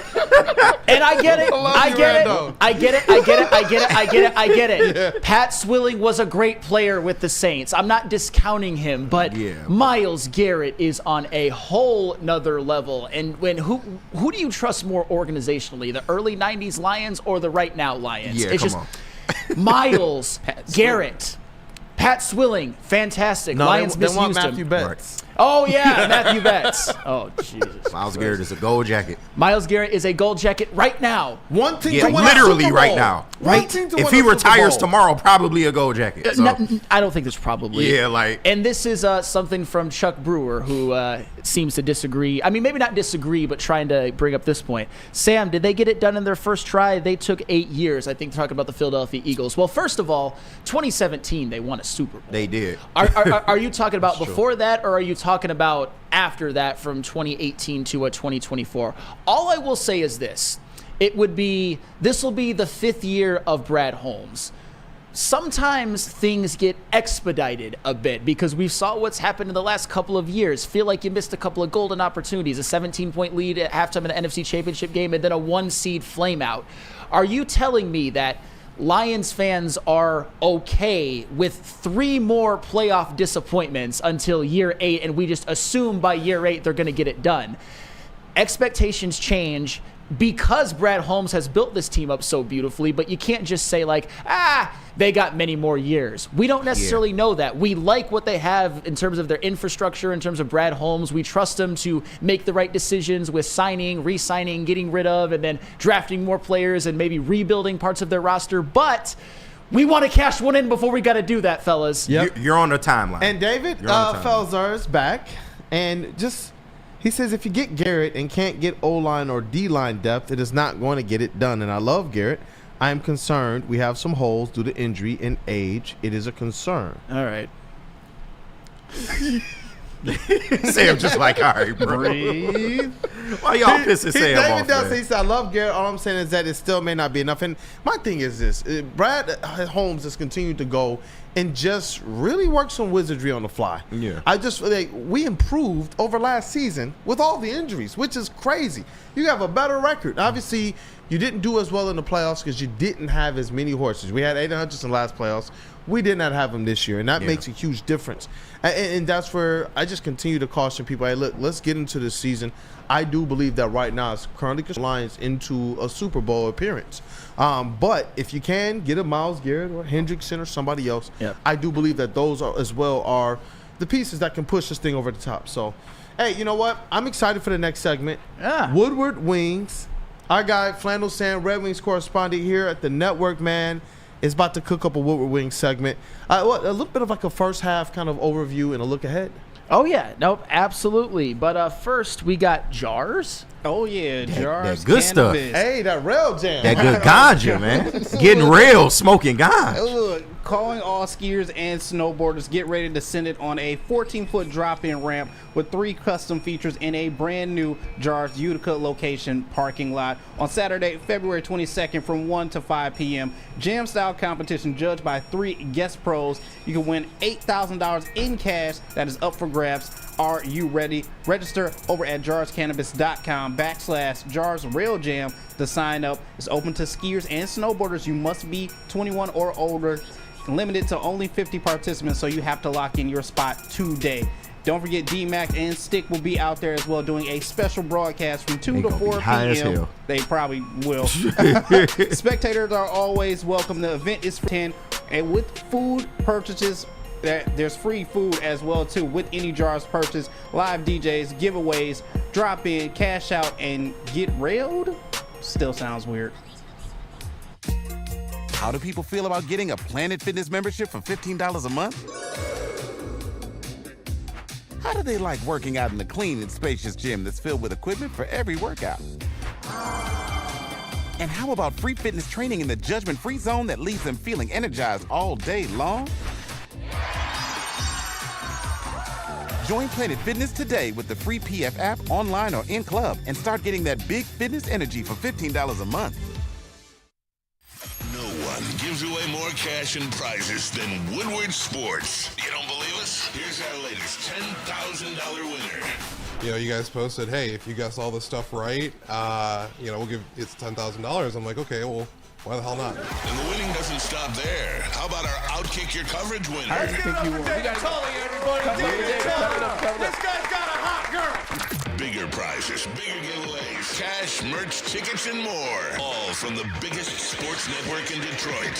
No one does it bigger and better than Woodward Sports. Make sure you're following, liking, subscribing on Instagram, Facebook, X, and YouTube for your chances to share in the winning. From Detroit's #1 sports network, Woodward Sports. Walk into any Lady Jane's Haircuts for Men today. Open 7 days a week. Sit back, relax, and enjoy precision haircut, scalp massage, hot leather neck shave, and hot towel treatment from one of our talented stylists. Step up your game this season and take advantage of our $20 haircut special. Scan the QR code and get your coupon today. Lady Jane's Haircuts for Men, the ultimate haircut experience. Open 7 days a week. Walk-ins always welcome. Lady Jane's Haircuts for Men. It's wicked awesome. Detroit has the best sports fans in the world. That's why they deserve the best sports coverage in the world. We are the Woodward Sports Network. Hey, it's the Les Stanford Sign and Drive sale. Wow, this read is like a breath of fresh air. Get a 2024 Envision for only $239 per month, or try out the 2025 Sierra Cab Crew Elevation for only $249 per month. Don't forget about the 2025 Hummer EV SUV. Oh, they still got that soot. Was it always supposed to be SUV? It was probably supposed to be SUV, but it said SUT, so I said SUT. SUT. So the reason I said such. A sport utility Terrain. Right. For only $789 per month. $0 security deposit, $0 due at signing, $0 first payment, $0 acquisition fee. Get to Les Stanford today and check out their massive inventory at the Sign and Drive sale. Les Stanford, Buick and GMC, LesStanford.com. Sport utility tricking. Right. That's what I'm doing. Welcome back to Wake Up Woodward, man. I'm excited for this segment. It's your boy Brandon Day, K Detroit Kool-Aid. We got the Red Wings correspondent, Fendo Salmon. You know what, KG? For this segment, what up? We're going to have to satisfy that like button. Oh, word. Yeah. I want the people to treat it right and to treat it nice. And you know what? I need you all engaged. We're definitely going to have some Wings merch giveaway during this segment. We're just going to set it live, man. I don't know if Big Willie style ready for this, man. Hey. Hey, you ain't got to touch no knobs in there, man, but we going to touch some knobs at home, man. So just go ahead and satisfy that like button real nice and real slow. We know it's cold outside and you want to get cozy with the WUW Crew, and we inviting you in the covers, baby. Let's get it. Hey, let's rock. And you know what, man? These Detroit Red Wings, you talking about going from really a team that was just left for dead to a squad that now has aspirations to be a top 6 playoff team, not just a wild card team. They have an opportunity now where fans are like, yo, 2 separate 7-game winning streaks underneath the Todd father, and they're sitting pretty at the deadline comparatively.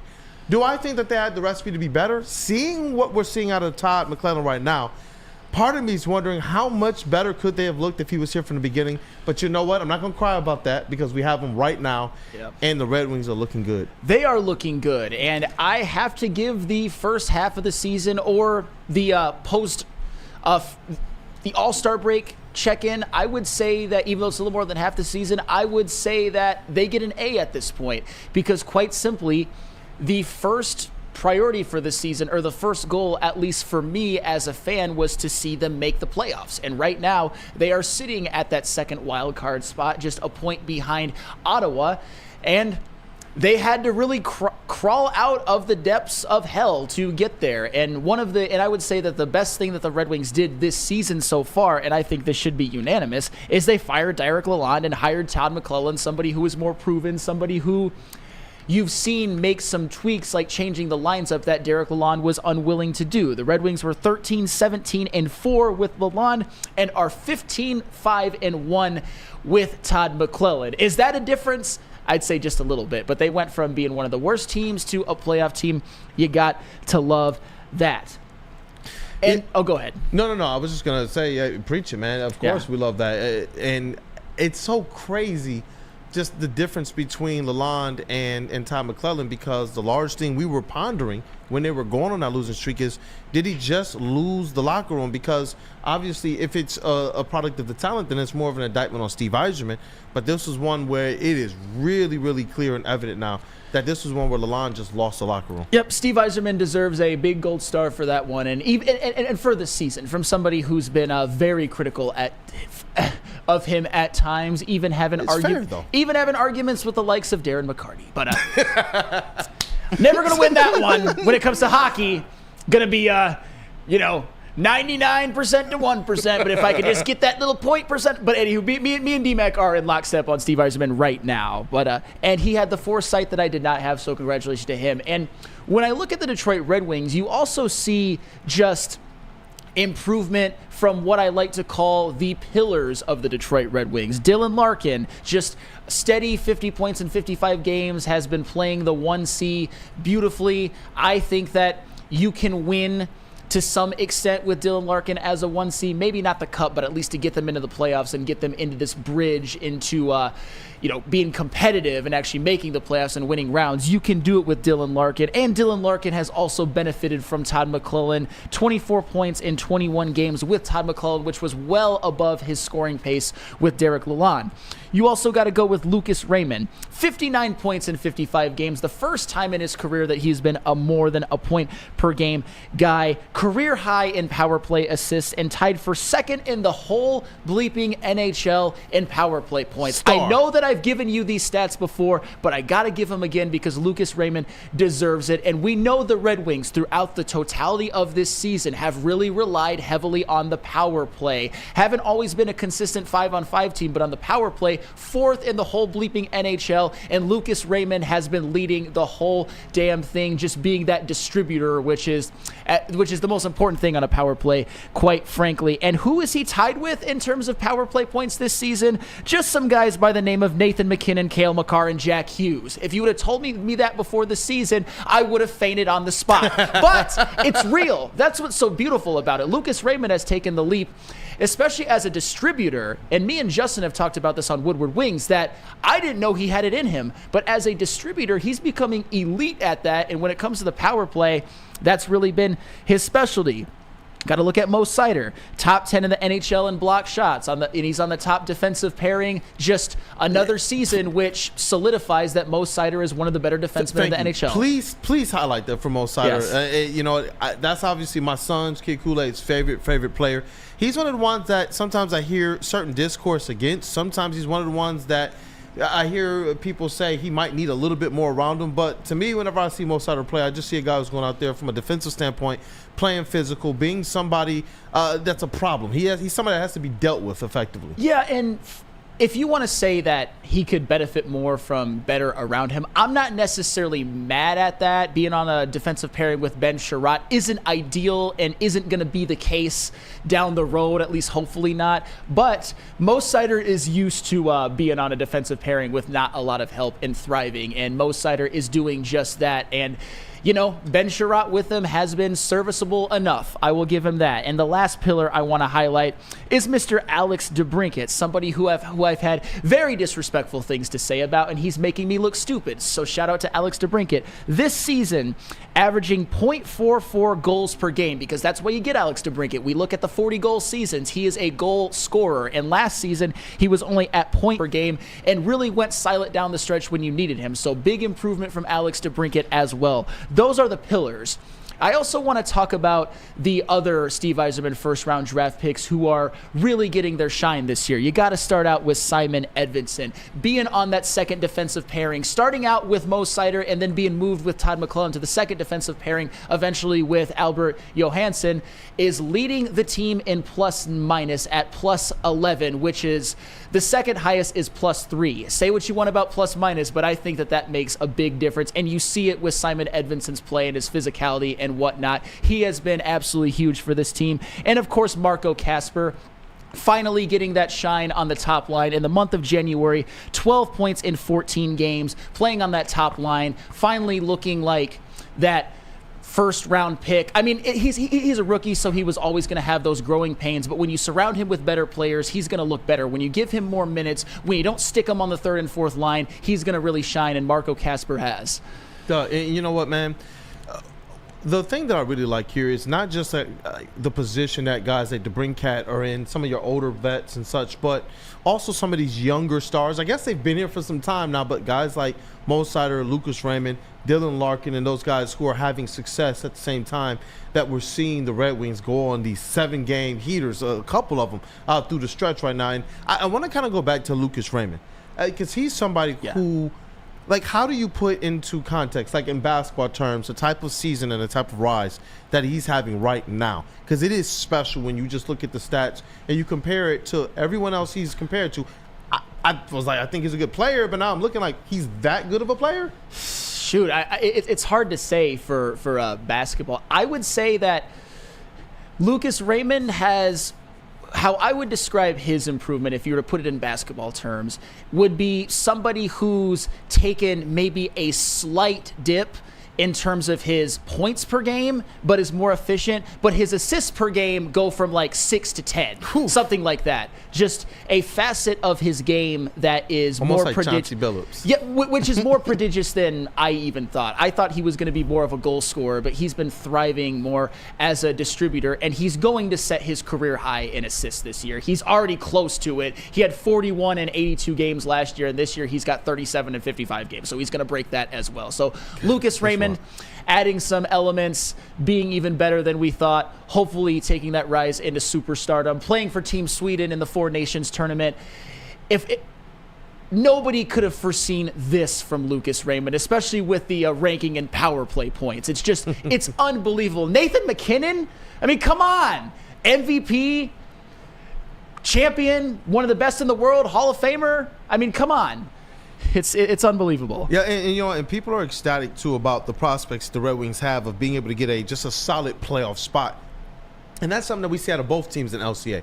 We were kind of pondering this the other day. Can you imagine if there were 2 playoff series, not like wild card and play? And I'm talking about just flat out 2 top 6 teams in LCA from out of nowhere. That would be 3 playoff teams. Well, the Red Wings we expected, but if we got 3 playoff teams between the Tigers, the Pistons, and the Wings, just flat out playoff teams, you're talking about an acceleration of Detroit sports right now that I don't think, like Lucas Raymond, anybody really expected. And that's what I want to see. Can you imagine, like, every other night we're going to, for 1 week, a different playoff game? Like, that would be epic. That's what I'm saying. It would be so epic. And honestly, I noticed that if both of the teams can climb up the charts, obviously the matchups get a little bit easier for them, but I think that they get somewhat favorable if they can get into the straight up, like, the top 6. Yeah, and that's why I'm not going to highlight, you know, the Kops and the Comfers and the Sherratts and whatnot, because at the end of the day, you need them for depth on this team, and they've all contributed in some ways. But really, what was going to be the engine of this team was going to be the young guys, the guys that Steve Yzerman has drafted, the guys even like Dylan Larkin, who he didn't draft but signed, a guy like Alex DeBrincat, who is a veteran in this league but is signed for a couple of more years, and he's the type of piece that you want on a playoff team. You don't bring Alex DeBrincat to a team that you want to just like rebuild for. You want his goal scoring contribution. So that's why I'm focusing on the guys that people are excited about. And if you want me to give 2 more, I'll give a couple of more. Albert Johansson as well. Not a first round pick, not the prospect that Sider or Evanson was, but he is playing very, very well, getting more minutes, playing on that second pairing with Simon Edvinsson. They're doing a good job of at times even shutting down top lines, and you see, just like Marco Kasper was with Lalonde, Albert Johansson was being horribly misused. He wasn't getting the minutes. He was getting stuck on a pairing with not so great players, and now he gets to be on a pairing with another up-and-coming young good player in Simon Edvinsson, and he is absolutely thriving, and he's getting a lot more minutes on the ice. And also, I got to shout out Elmer Soderblom as well, somebody that I wrote off to some extent, but he had himself a nice little 5-game point streak, and ever since he has come back to the NHL in a role that I think fits him very well on a line with Rasmussen and now Patrick Kane, he has been thriving. He's been throwing his body around. He's been scoring. He's been using that beautiful 6'8" frame and just hitting MFers, man. And when you're 6'8", you've got that reach that most don't have. He can poke pucks away that other people can't get to. It's been more about his defense, too, and his physicality, while also adding an element of scoring that I didn't even know he had. He wasn't... Like, Elmer Soderblom was the type of guy I used to think that the only reason people even gave a damn is because he's 6'8". Or if he wasn't 6'8", he might not be in the NHL. I think he's proven a lot of people wrong. He is more skilled than I ever gave him credit for. Yeah, absolutely. Yeah, and you know what? That's where part of me is like, I trust the Steve Yzerman aspect of this because I would like to believe everything that he saw out of his captainship, all of the good hockey that, and as well as what he's done in the early parts of his GMship, that he at least has that eye for talent. And so even though it took some time for them to make the change at coach, it was quickly reassuring to see that, okay, these players are starting to step into the right positions. And not just that, like even the players that they're, that they're having to rely on, the platoon at goalie and such, I'm just seeing better overall versus when they tried these same things last year with Lalonde. And it's night and day. I don't know what it was. I don't know what he was saying in the locker room. I don't understand who he pissed off, but everybody just looks refreshed and renewed and ready to go out there and really take advantage of all the opportunity right in front of them to be a top 6 playoff spot. Yeah, and just one other quick thing I got to highlight. The goaltending is inconsistent, but it's better than it was last year. Talbot and Lyon is better than Reimer and Lyon, and then Holson. At times Ville Husso, who is just awful. Yeah. But that helps as well, even though, as I said, inconsistent. Talbot's not having the season in totality that he did last year, but he's had moments. I mean, especially in this last 7-game winning streak where Talbot and Lyon were both excellent. Speaking of goaltending, though, I just have to throw this out there. I was in the house Saturday for the Red Wings Lightning game, and that was the day where the goaltending just decided to piss down their leg. It was so bad. But that's okay. That's okay. You're allowed a clunker every now and again. But McClellan was so mad at Lyon, he yanked him after 3 minutes. And was like, you allowed 2 softies and you're out. Right. But then Talbot wasn't good either. So it's like, damn. But set the standard, though. You know what? These guys are playing for something more. So when I see the coaches doing that, when we see J.B. Bickerstaff step to the podium after winning, and he says, what is this trash? It wasn't good enough. Y'all almost lost to the fucking Hornets. But that's what I'm saying. We're wondering. Missing LaMelo. We're wondering, like, why are these teams having this kind of, unprecedented success now? Because did we expect the Red Wings to be in this position? Yes. But not after we saw them plunge to the bottom of the standings underneath McClellan. And instantly you see 2 coaches who step in right away and they say, hey, look, we're going to work to put you guys in the right position to succeed. Yeah. And then they're also holding them accountable. That's the type of stuff I like to see, man. I'm telling you, it makes a difference. Even going back to like all of our Pee Wee leagues and sports and different clubs and things of that nature, man, I remember my pops. I got a grade. He told me it was not acceptable, and it was a very important game. I was a starter. I didn't play. I was sitting there looking at my coach like, what's going on? My dad walked down to the bench, was like, yeah, son. Yeah. This is how you learn sometimes. Yeah. It's like I like these coaches taking this approach with these players. That's how it should be. I mean, Alex Lyon let in the first one was just awful. And I'm not gonna cast too many aspersions on Alex Lyon because he's been good this year, but it just stings a little bit that they decided to have their worst day when I was in the house. But that's okay. And Easy in the chat, thank you for support. Shout out Big E. I will obviously return the favor tonight from 5 to 7 with the heavyweights. You gonna watch the 4 Nations tourney, Sam?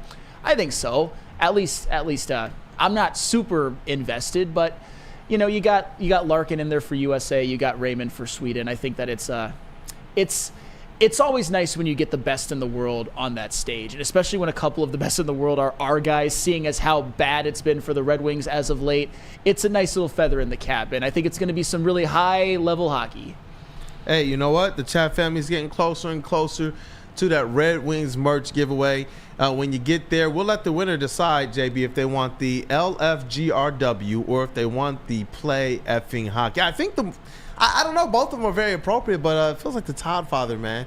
But you know what? We'll let the people decide. We are just shy of that goal. I know we're going to reach it. We also got what's trending on the way. Yes. But Flannel Sam, that was a great breakdown with Thank Red you. Wings, man. Like it lays it all out, because I don't know how many people are tapped in the first half of the season, especially after they plummeted. We know that we got some Red Wings diehards in our chat family, so make sure you guys are hitting that like button.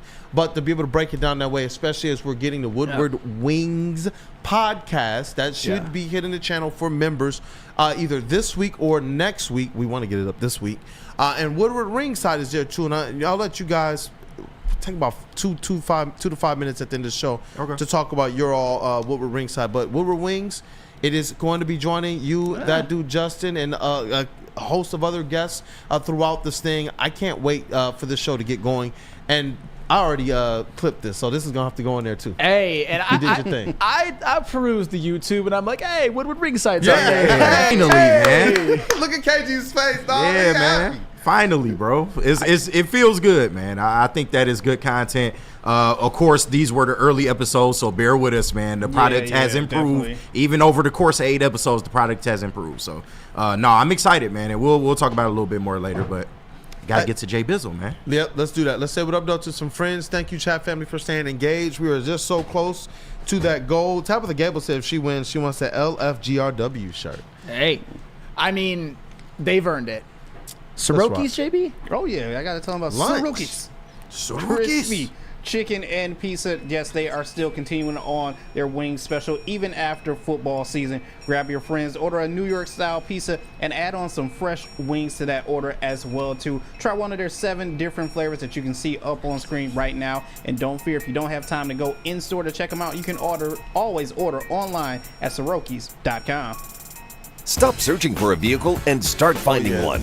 Les Stanford remember Will Chevrolet Mike's Cadillac first. makes it easy. We harness the power of multiple dealerships and own the biggest selection of GM brands in the area to get you the car you need. With the Les Stanford Group, you'll have access to 4 different dealerships, providing you with more makes, more models, and more choices. We're connected to more than 1,000 vehicles, and with so many high-quality CPO vehicles available, you'll find new car quality at pre-owned prices. You can start and end your search at lesstanford.com today. WoodwardSports.com and click on Shop. Get the latest in Detroit sports apparel and exclusive Woodward Sports gear. WoodwardSports.com can get the whole team outfitted. Love the Pistons, Red Wings, and Tigers? We got something for you, too. Shop online at WoodwardSports.com. Walk into any Lady Jane's Haircuts for Men today. Open 7 days a week. Sit back, relax, and enjoy precision haircut, scalp massage, hot leather neck shave, and hot towel treatment from one of our talented stylists. Step up your game this season and take advantage of our $20 haircut special. Scan the QR code and get your coupon today. Lady Jane's Haircuts for Men, the ultimate haircut experience. Open 7 days a week. Walk-ins always welcome. Lady Jane's Haircuts for Men. It's wicked awesome. Game is won in the trenches, and our big fellas don't mess around. The Woodward Heavyweights on Woodward Sports. Since 1996, Feldman Automotive has been driven to provide a fast, convenient, and first-class car buying experience called the Feldman Advantage. With 18 locations, there's a Feldman dealership in your backyard. Visit FeldmanAuto.com to find the location nearest you. Feldman Chevrolet, Detroit's #1 Chevy dealer. What up, though, people? It's Wake Up Woodward. Thank you guys for joining the show this morning. Hey, you know, man, let that music go. I'm trying to teach you, man. I'm trying to teach you. You can let the music ride a little bit. You I let it like ride. that. Hey, just tease someone. We got DJ Baker in Yeah, there. just go ahead and play some. Hey, Big I Willie tell you, style. Listen, we got new people in the building, new people joining the crew and the team. They see what we're trying to do, and it's awesome to have those types of people joining, like that dude Justin, like Cavassier Chase, like Willie B, like you said, Rick. Yeah, shout out Ricky Burns, man. The newest audio guy on Armani and Edwards with Maz, already a star, trained by your boy, so you already know what that is. And Maz, I'm sorry about yesterday. I know you're upset. It's gonna be all right, man. We still love you. Hey, we're doing what we got to do to make sure now we are stocking up the depth, you know, and that's what I love about where we are right now. But let's get into something that I know everybody loves. It's time to spark up word to jars, Mr. JB Smooth. Let's do it. And now it's time for the most electrifying segment on the internet.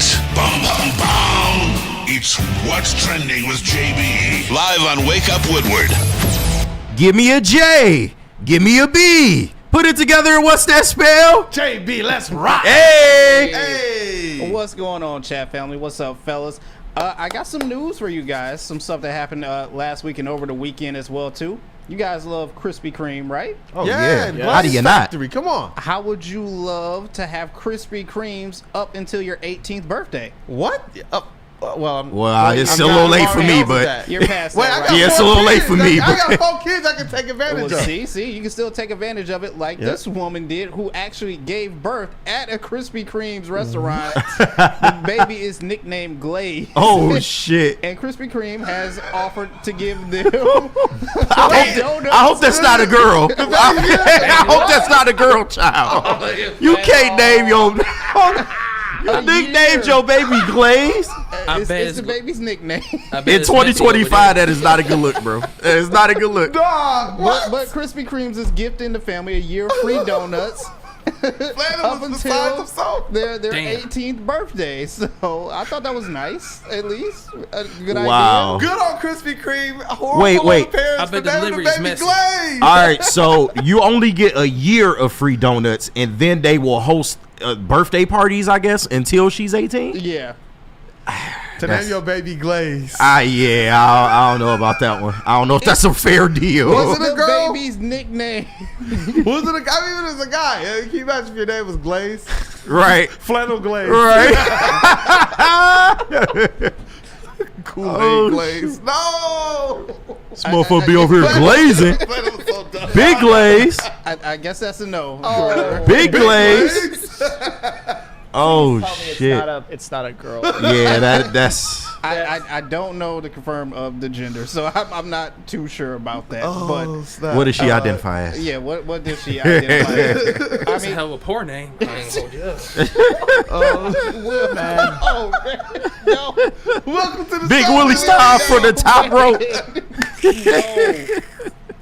Big Will for the top rope. Oh man, but I know you guys. What up, watch. Flannel? Flannel, you okay, man? Here's the big question.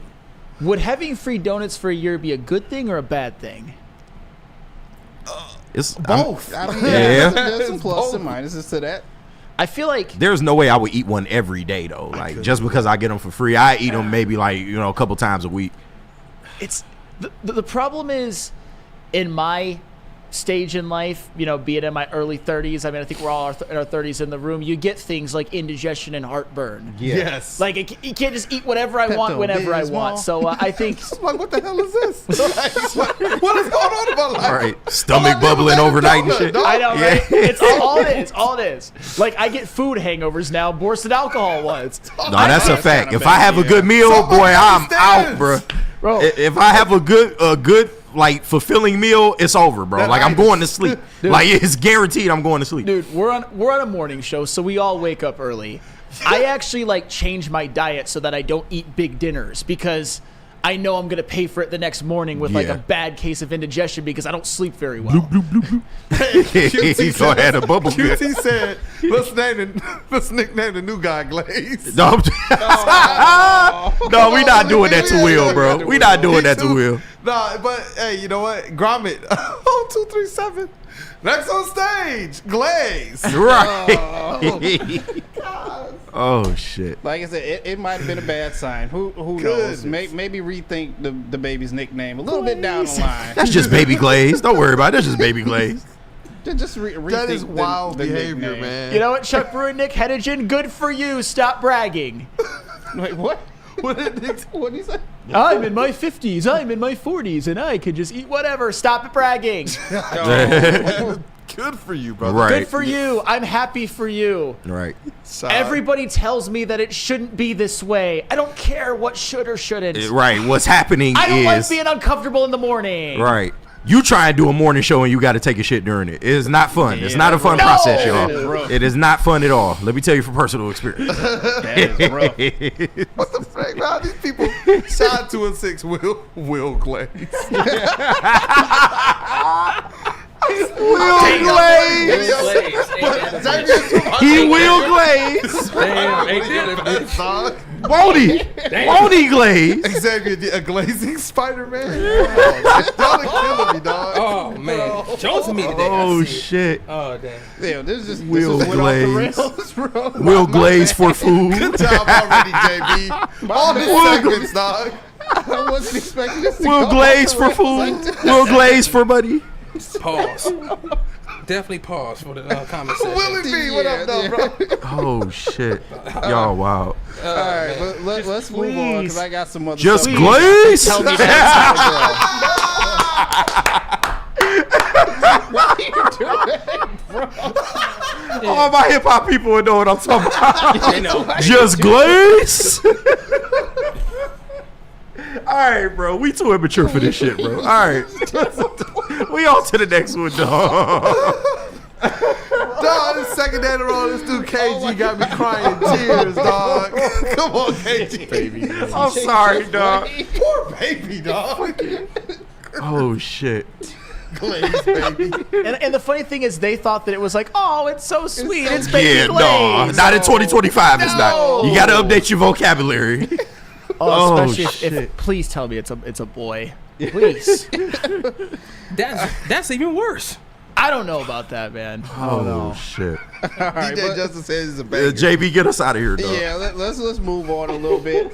Look, I know you guys watched the Super Bowl on Sunday. Did you happen to check out what was on Tom Brady's wrist this Sunday? Whole house. Big gold rollie on this shit. Yeah. Big house. gold. Oh. That's a neighborhood. $800K for this Jacob & Company watch right now. Now, Jacob & Company. yeah, now this is a little out of my price range, but you guys know that Valentine's Day is coming up, so maybe you want to get your girls something a little less expensive, like this Lego-inspired diamond ring. There we go. Baby, I got your ring finally. $28,000 Yes. Baby, I got it. to put a Lego in your hand. To put a Lego on your ring. Miles Turner is first in line. I think so. Hold on. Michael Daniel in the chat. Will Glaze for Garrett. Will Glaze. Yes. I'll glaze for Garrett. I ain't gonna lie. Hey, yo. We get Miles Garrett. I might do some glazing around this bitch. yo. No homo. terrible. Pause. No homo. All the Times 10. all the preliminaries. To paraphrase Jonah Hill from Superbad, I will do dirty, disgusting things for Garrett. Unforgivable things. Right. Unforgivable things. Yes, clip this entire was trending. I mean, it's like porn to me. Yep, clip the whole thing. Oh my God. Oh, that's wild. Shout out to you serious? Xavier D said Glaze and Bleak. God, this is gonna live, huh? You have to find a way to have Glaze have a spot on this show, JB.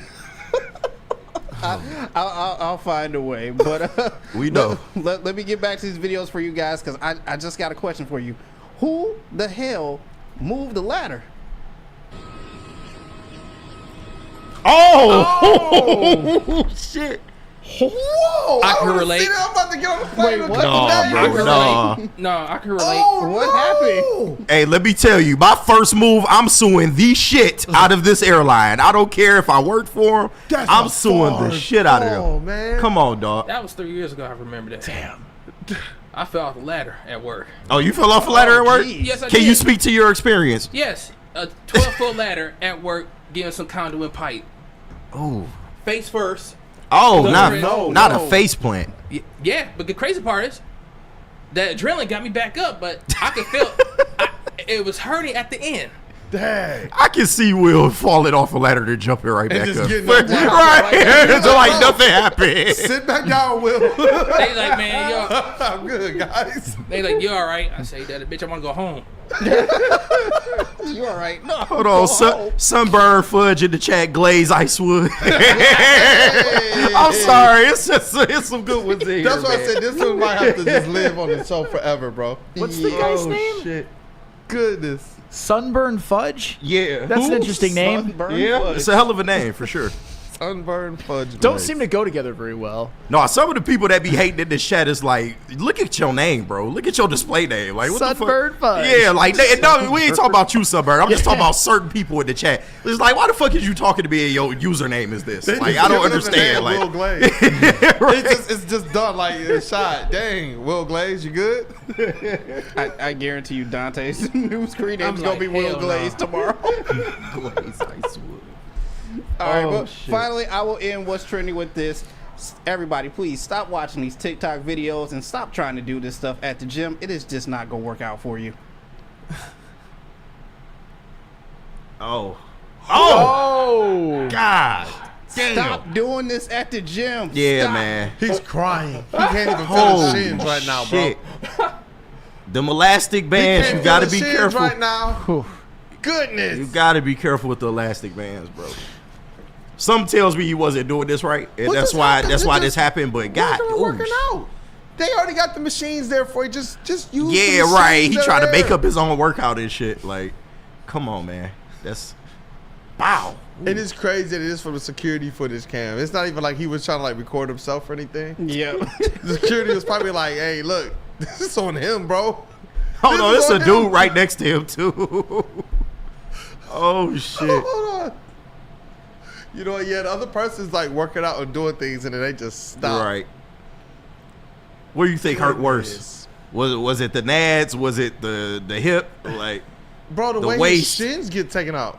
Look at his shins. wow. Oh yeah, That's he what did I'm get hit saying. in the legs. It's that right leg looked like something snapped, bro. God damn, man. Stop trying to be superheroes in the gym, man. Just go in there and work out, man. And like I said, please stop doing this at the gym, you guys. Let's see if we got some time for mailbag, but that's it for what's Nobody trending. cares about anything except for Glaze in this Yeah, chat. I bro, guess right? so. Goodness. Just more glazing. Star Glazer. Shout out Ben Star Bay. Glazer. Joe Van said he should have glazed up. Glazed up, bro. James, we got KG and Glaze G. Nobody cares about questions today. All right, let's try this.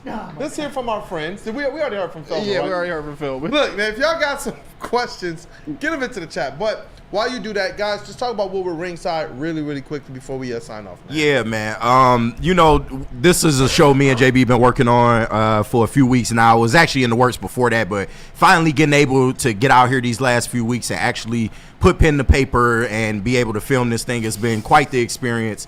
We plan on growing the show in many ways. We want to be able to support any local fighters out there, whether it's mixed martial arts, whether it's boxing. We want to use this as a platform to be able to promote them. So anybody that knows anybody that'd be great for the show, we'll take inquiries. Also, if you want us to talk about certain topics, just leave it in the comments on some of our videos, man. We will read them and we will do some of y'all topics, man. But it's a good experience, man. Just me and JB talking anything fight game, man. Wrestling, boxing, UFC from time to time. Just, we want to give you all of your fight needs, and we here to do that. Yeah, Yes, man, I was so absolutely. happy, man, to see it up there on the channel. What up, though, JB Smooth? No, I was just gonna add what KG said. Absolutely, we have all the episodes up there right now. A lot of them are early work, so like you said, just give us a little bit of time. I know we progress a lot more as the episodes continue on more and more. And as KG said, if you're a local fighter or if you know someone that's a local fighter, we always want to, help and support as much as we can to invite us out to some of these events. If you'd like to come in the studio, maybe sit down, have an interview, tell us about your experience or how you're feeling, about your next upcoming fight, just let us know, get in contact with us, and hey, just come and hang out with us, have some fun. We are also available for commentary, so I'm just letting you know, if you have a fighting event going down and y'all need some commentary, hit me and JB up, man. We got I'm you. looking forward to some watch parties too for you guys. Yeah, that would be dope. What up, though, Willie B? Before we get to a couple of these questions, Xavier D, don't glaze me, bro. Xavier D said he says glazed and confused. Xavier D, super glaze. What up, though, Will? Yeah, speaking of that, glad KG talk about the fight game. It's an event next week. Where at? In the Imperial House, Mitten Muay Thai. Oh yeah, shout out to them, man. Friends of the network, Mitten Muay Thai. We got something possibly in the works with them. But yeah, you said next week. Yep, next week on the 22nd. Okay. Yeah, well, we might have to be in the building for that one. Hey, you know what? We got a couple mailbag questions. Hey, you know what? We're 5 likes away from merch. So if you guys smash that like button for the end of the show, I'll have flannel, give away some Red Wings merch. Shout out to the Red Wings content that's going to be hitting the network. Shout out to taking the lead in this correspondence too, flannel. Good. Charles McClain, hashtag Feldman Mailbag. Tigers are predicted to win 8 Bregman and 86 with Bregman and miss the postseason. What are your projections for the Tigers with or without Bregman? Oh, man, that's tough, man. That's a segment. And 84 was my number last year, but I would say they're better than last year, even without Bregman. You got to at least peg them for 88. I feel like that should be the number they should shoot for. Yeah, I'll go 88. Yeah. Regardless, anything less than 88 is kind of a disappointment or a regression. And for me, I feel like where Bregman really is going to help a lot is in the playoffs too. I feel like players of his ilk, that's where you get there, and all of a sudden you have a few more bats to make something happen. If you got a guy like him on the roster. For sure. But let me see here. There was another Feldman question. It just went away. It was a Red Wings one. Oh, Randall Smalls, Feldman Mailbag. What position, if any, do the Wings go after at the trade deadline? I say a defenseman. Yep, defenseman. Get some more help around our guy Mo Seider. I think the real question is, will he make a move at the deadline? He ain't one for doing that. No, I'm not holding his feet to the fire for that one. Not this year. I'd be okay if he makes one, but I've been more on the standing pat is just fine for this season. You know what? In this last one, Flannel, tee up who's going to get that Red Wings merch, and then you guys definitely you get to select if it's LFGRW or if it is Just Play Effing Hockey.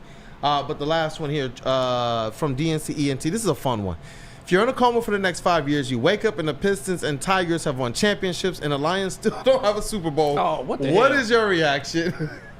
That's not even a world I think we're going to even ever wake up in. Yeah, no way.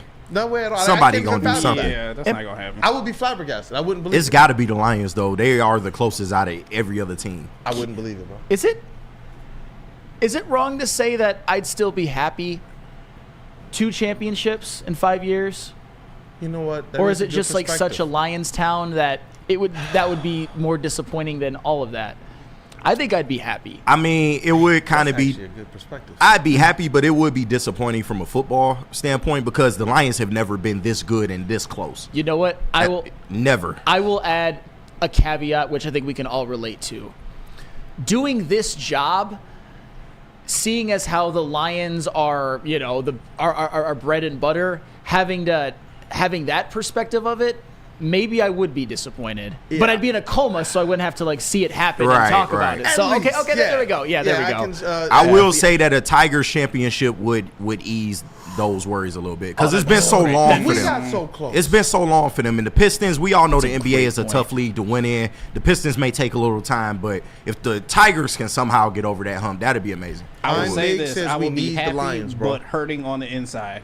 Happy but hurting on the inside. Yes.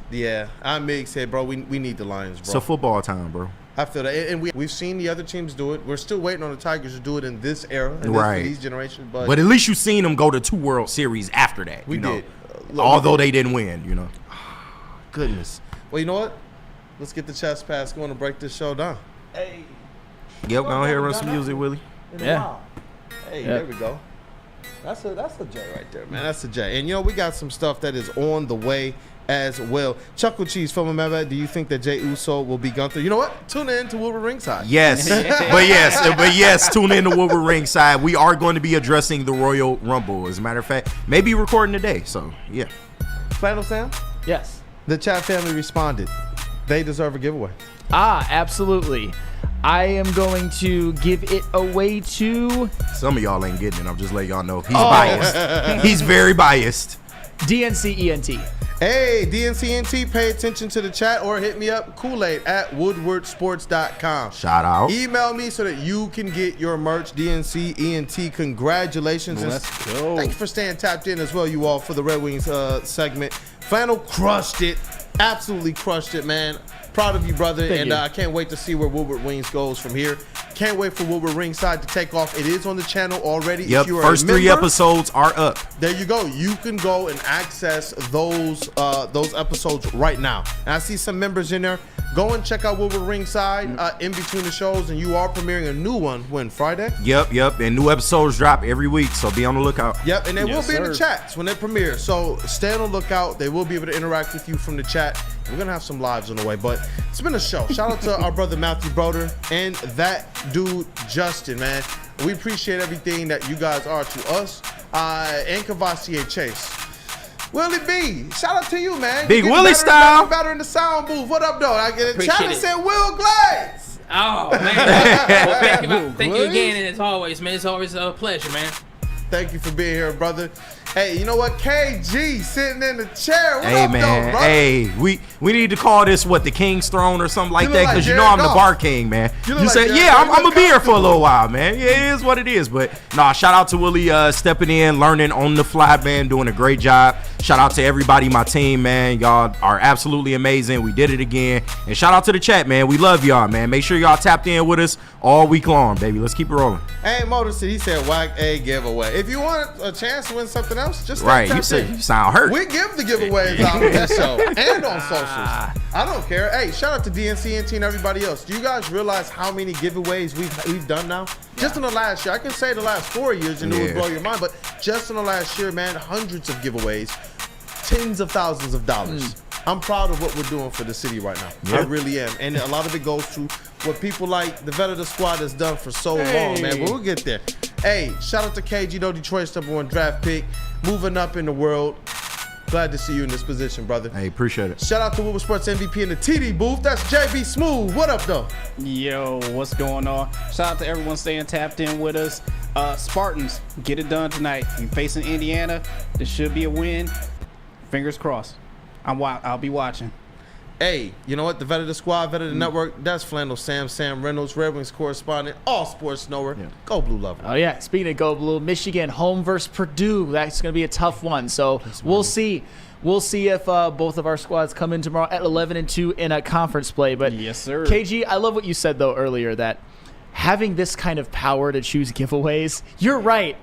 There's like 10 of you DQ'd. Right, out of here. You might have to do some a little bit of an about face and a little bit of a reverse if you want to win giveaways when I'm choosing. So just keep that in mind. That's what I'm saying. Like, hey, man, Motor City dude. Yeah, Motor City, I ain't trying to disrespect you, but you the one that said it, man. You sound like you a little upset you ain't get a shirt. Yeah, it's like, bro, you don't want to take I ain't trying to go at you, though. Another one. Yeah, value member of the chat, man. But it's going to be other giveaways. Yeah, man. congratulate DNCENT. I saw somebody else say congratulations to him. Hey, so hey, Will, you know throw what? some more music up there, Shout brother. out, man. Yep. But you know, it's your boy Brandon DK, Detroit Kool-Aid, your credential Pistons reporter and writer for the network. And you know what? This has been a show. Weezy D through and through. I see you. Michigan and Michigan State, both dubs. Pistons, get that dub as well. I can't co-sign the Michigan State one. Not because I'm trying to be a hater, but because I actually like Indiana. They're probably my number 2 Big Ten basketball team, and they kind of are sputtering. So I'd like for them to get the win, but they probably won't. Doing all them hezzy steps. You're doing all them hezzy steps. You ain't got nothing. You ain't got nothing in the tank, man. Stop it. Oh, man. Mark said he'll take a shirt from Woodward. You know what, Mark? Email me, Mark. Oh! Email me, Mark. Too late at WoodwardSports.com. And you know what? You get a shirt. This whole week, man, we're gonna make sure that we giveaways. give, because we got Woodward Pistons tomorrow. So stay tapped in. We'll make sure you guys have it. Thank you, Tabitha. It's been a great show because of you all, chat family. If you didn't get an opportunity to, smash that like button on the way out, man. We appreciate you guys. Have a good day. Yep, Mike's let the music.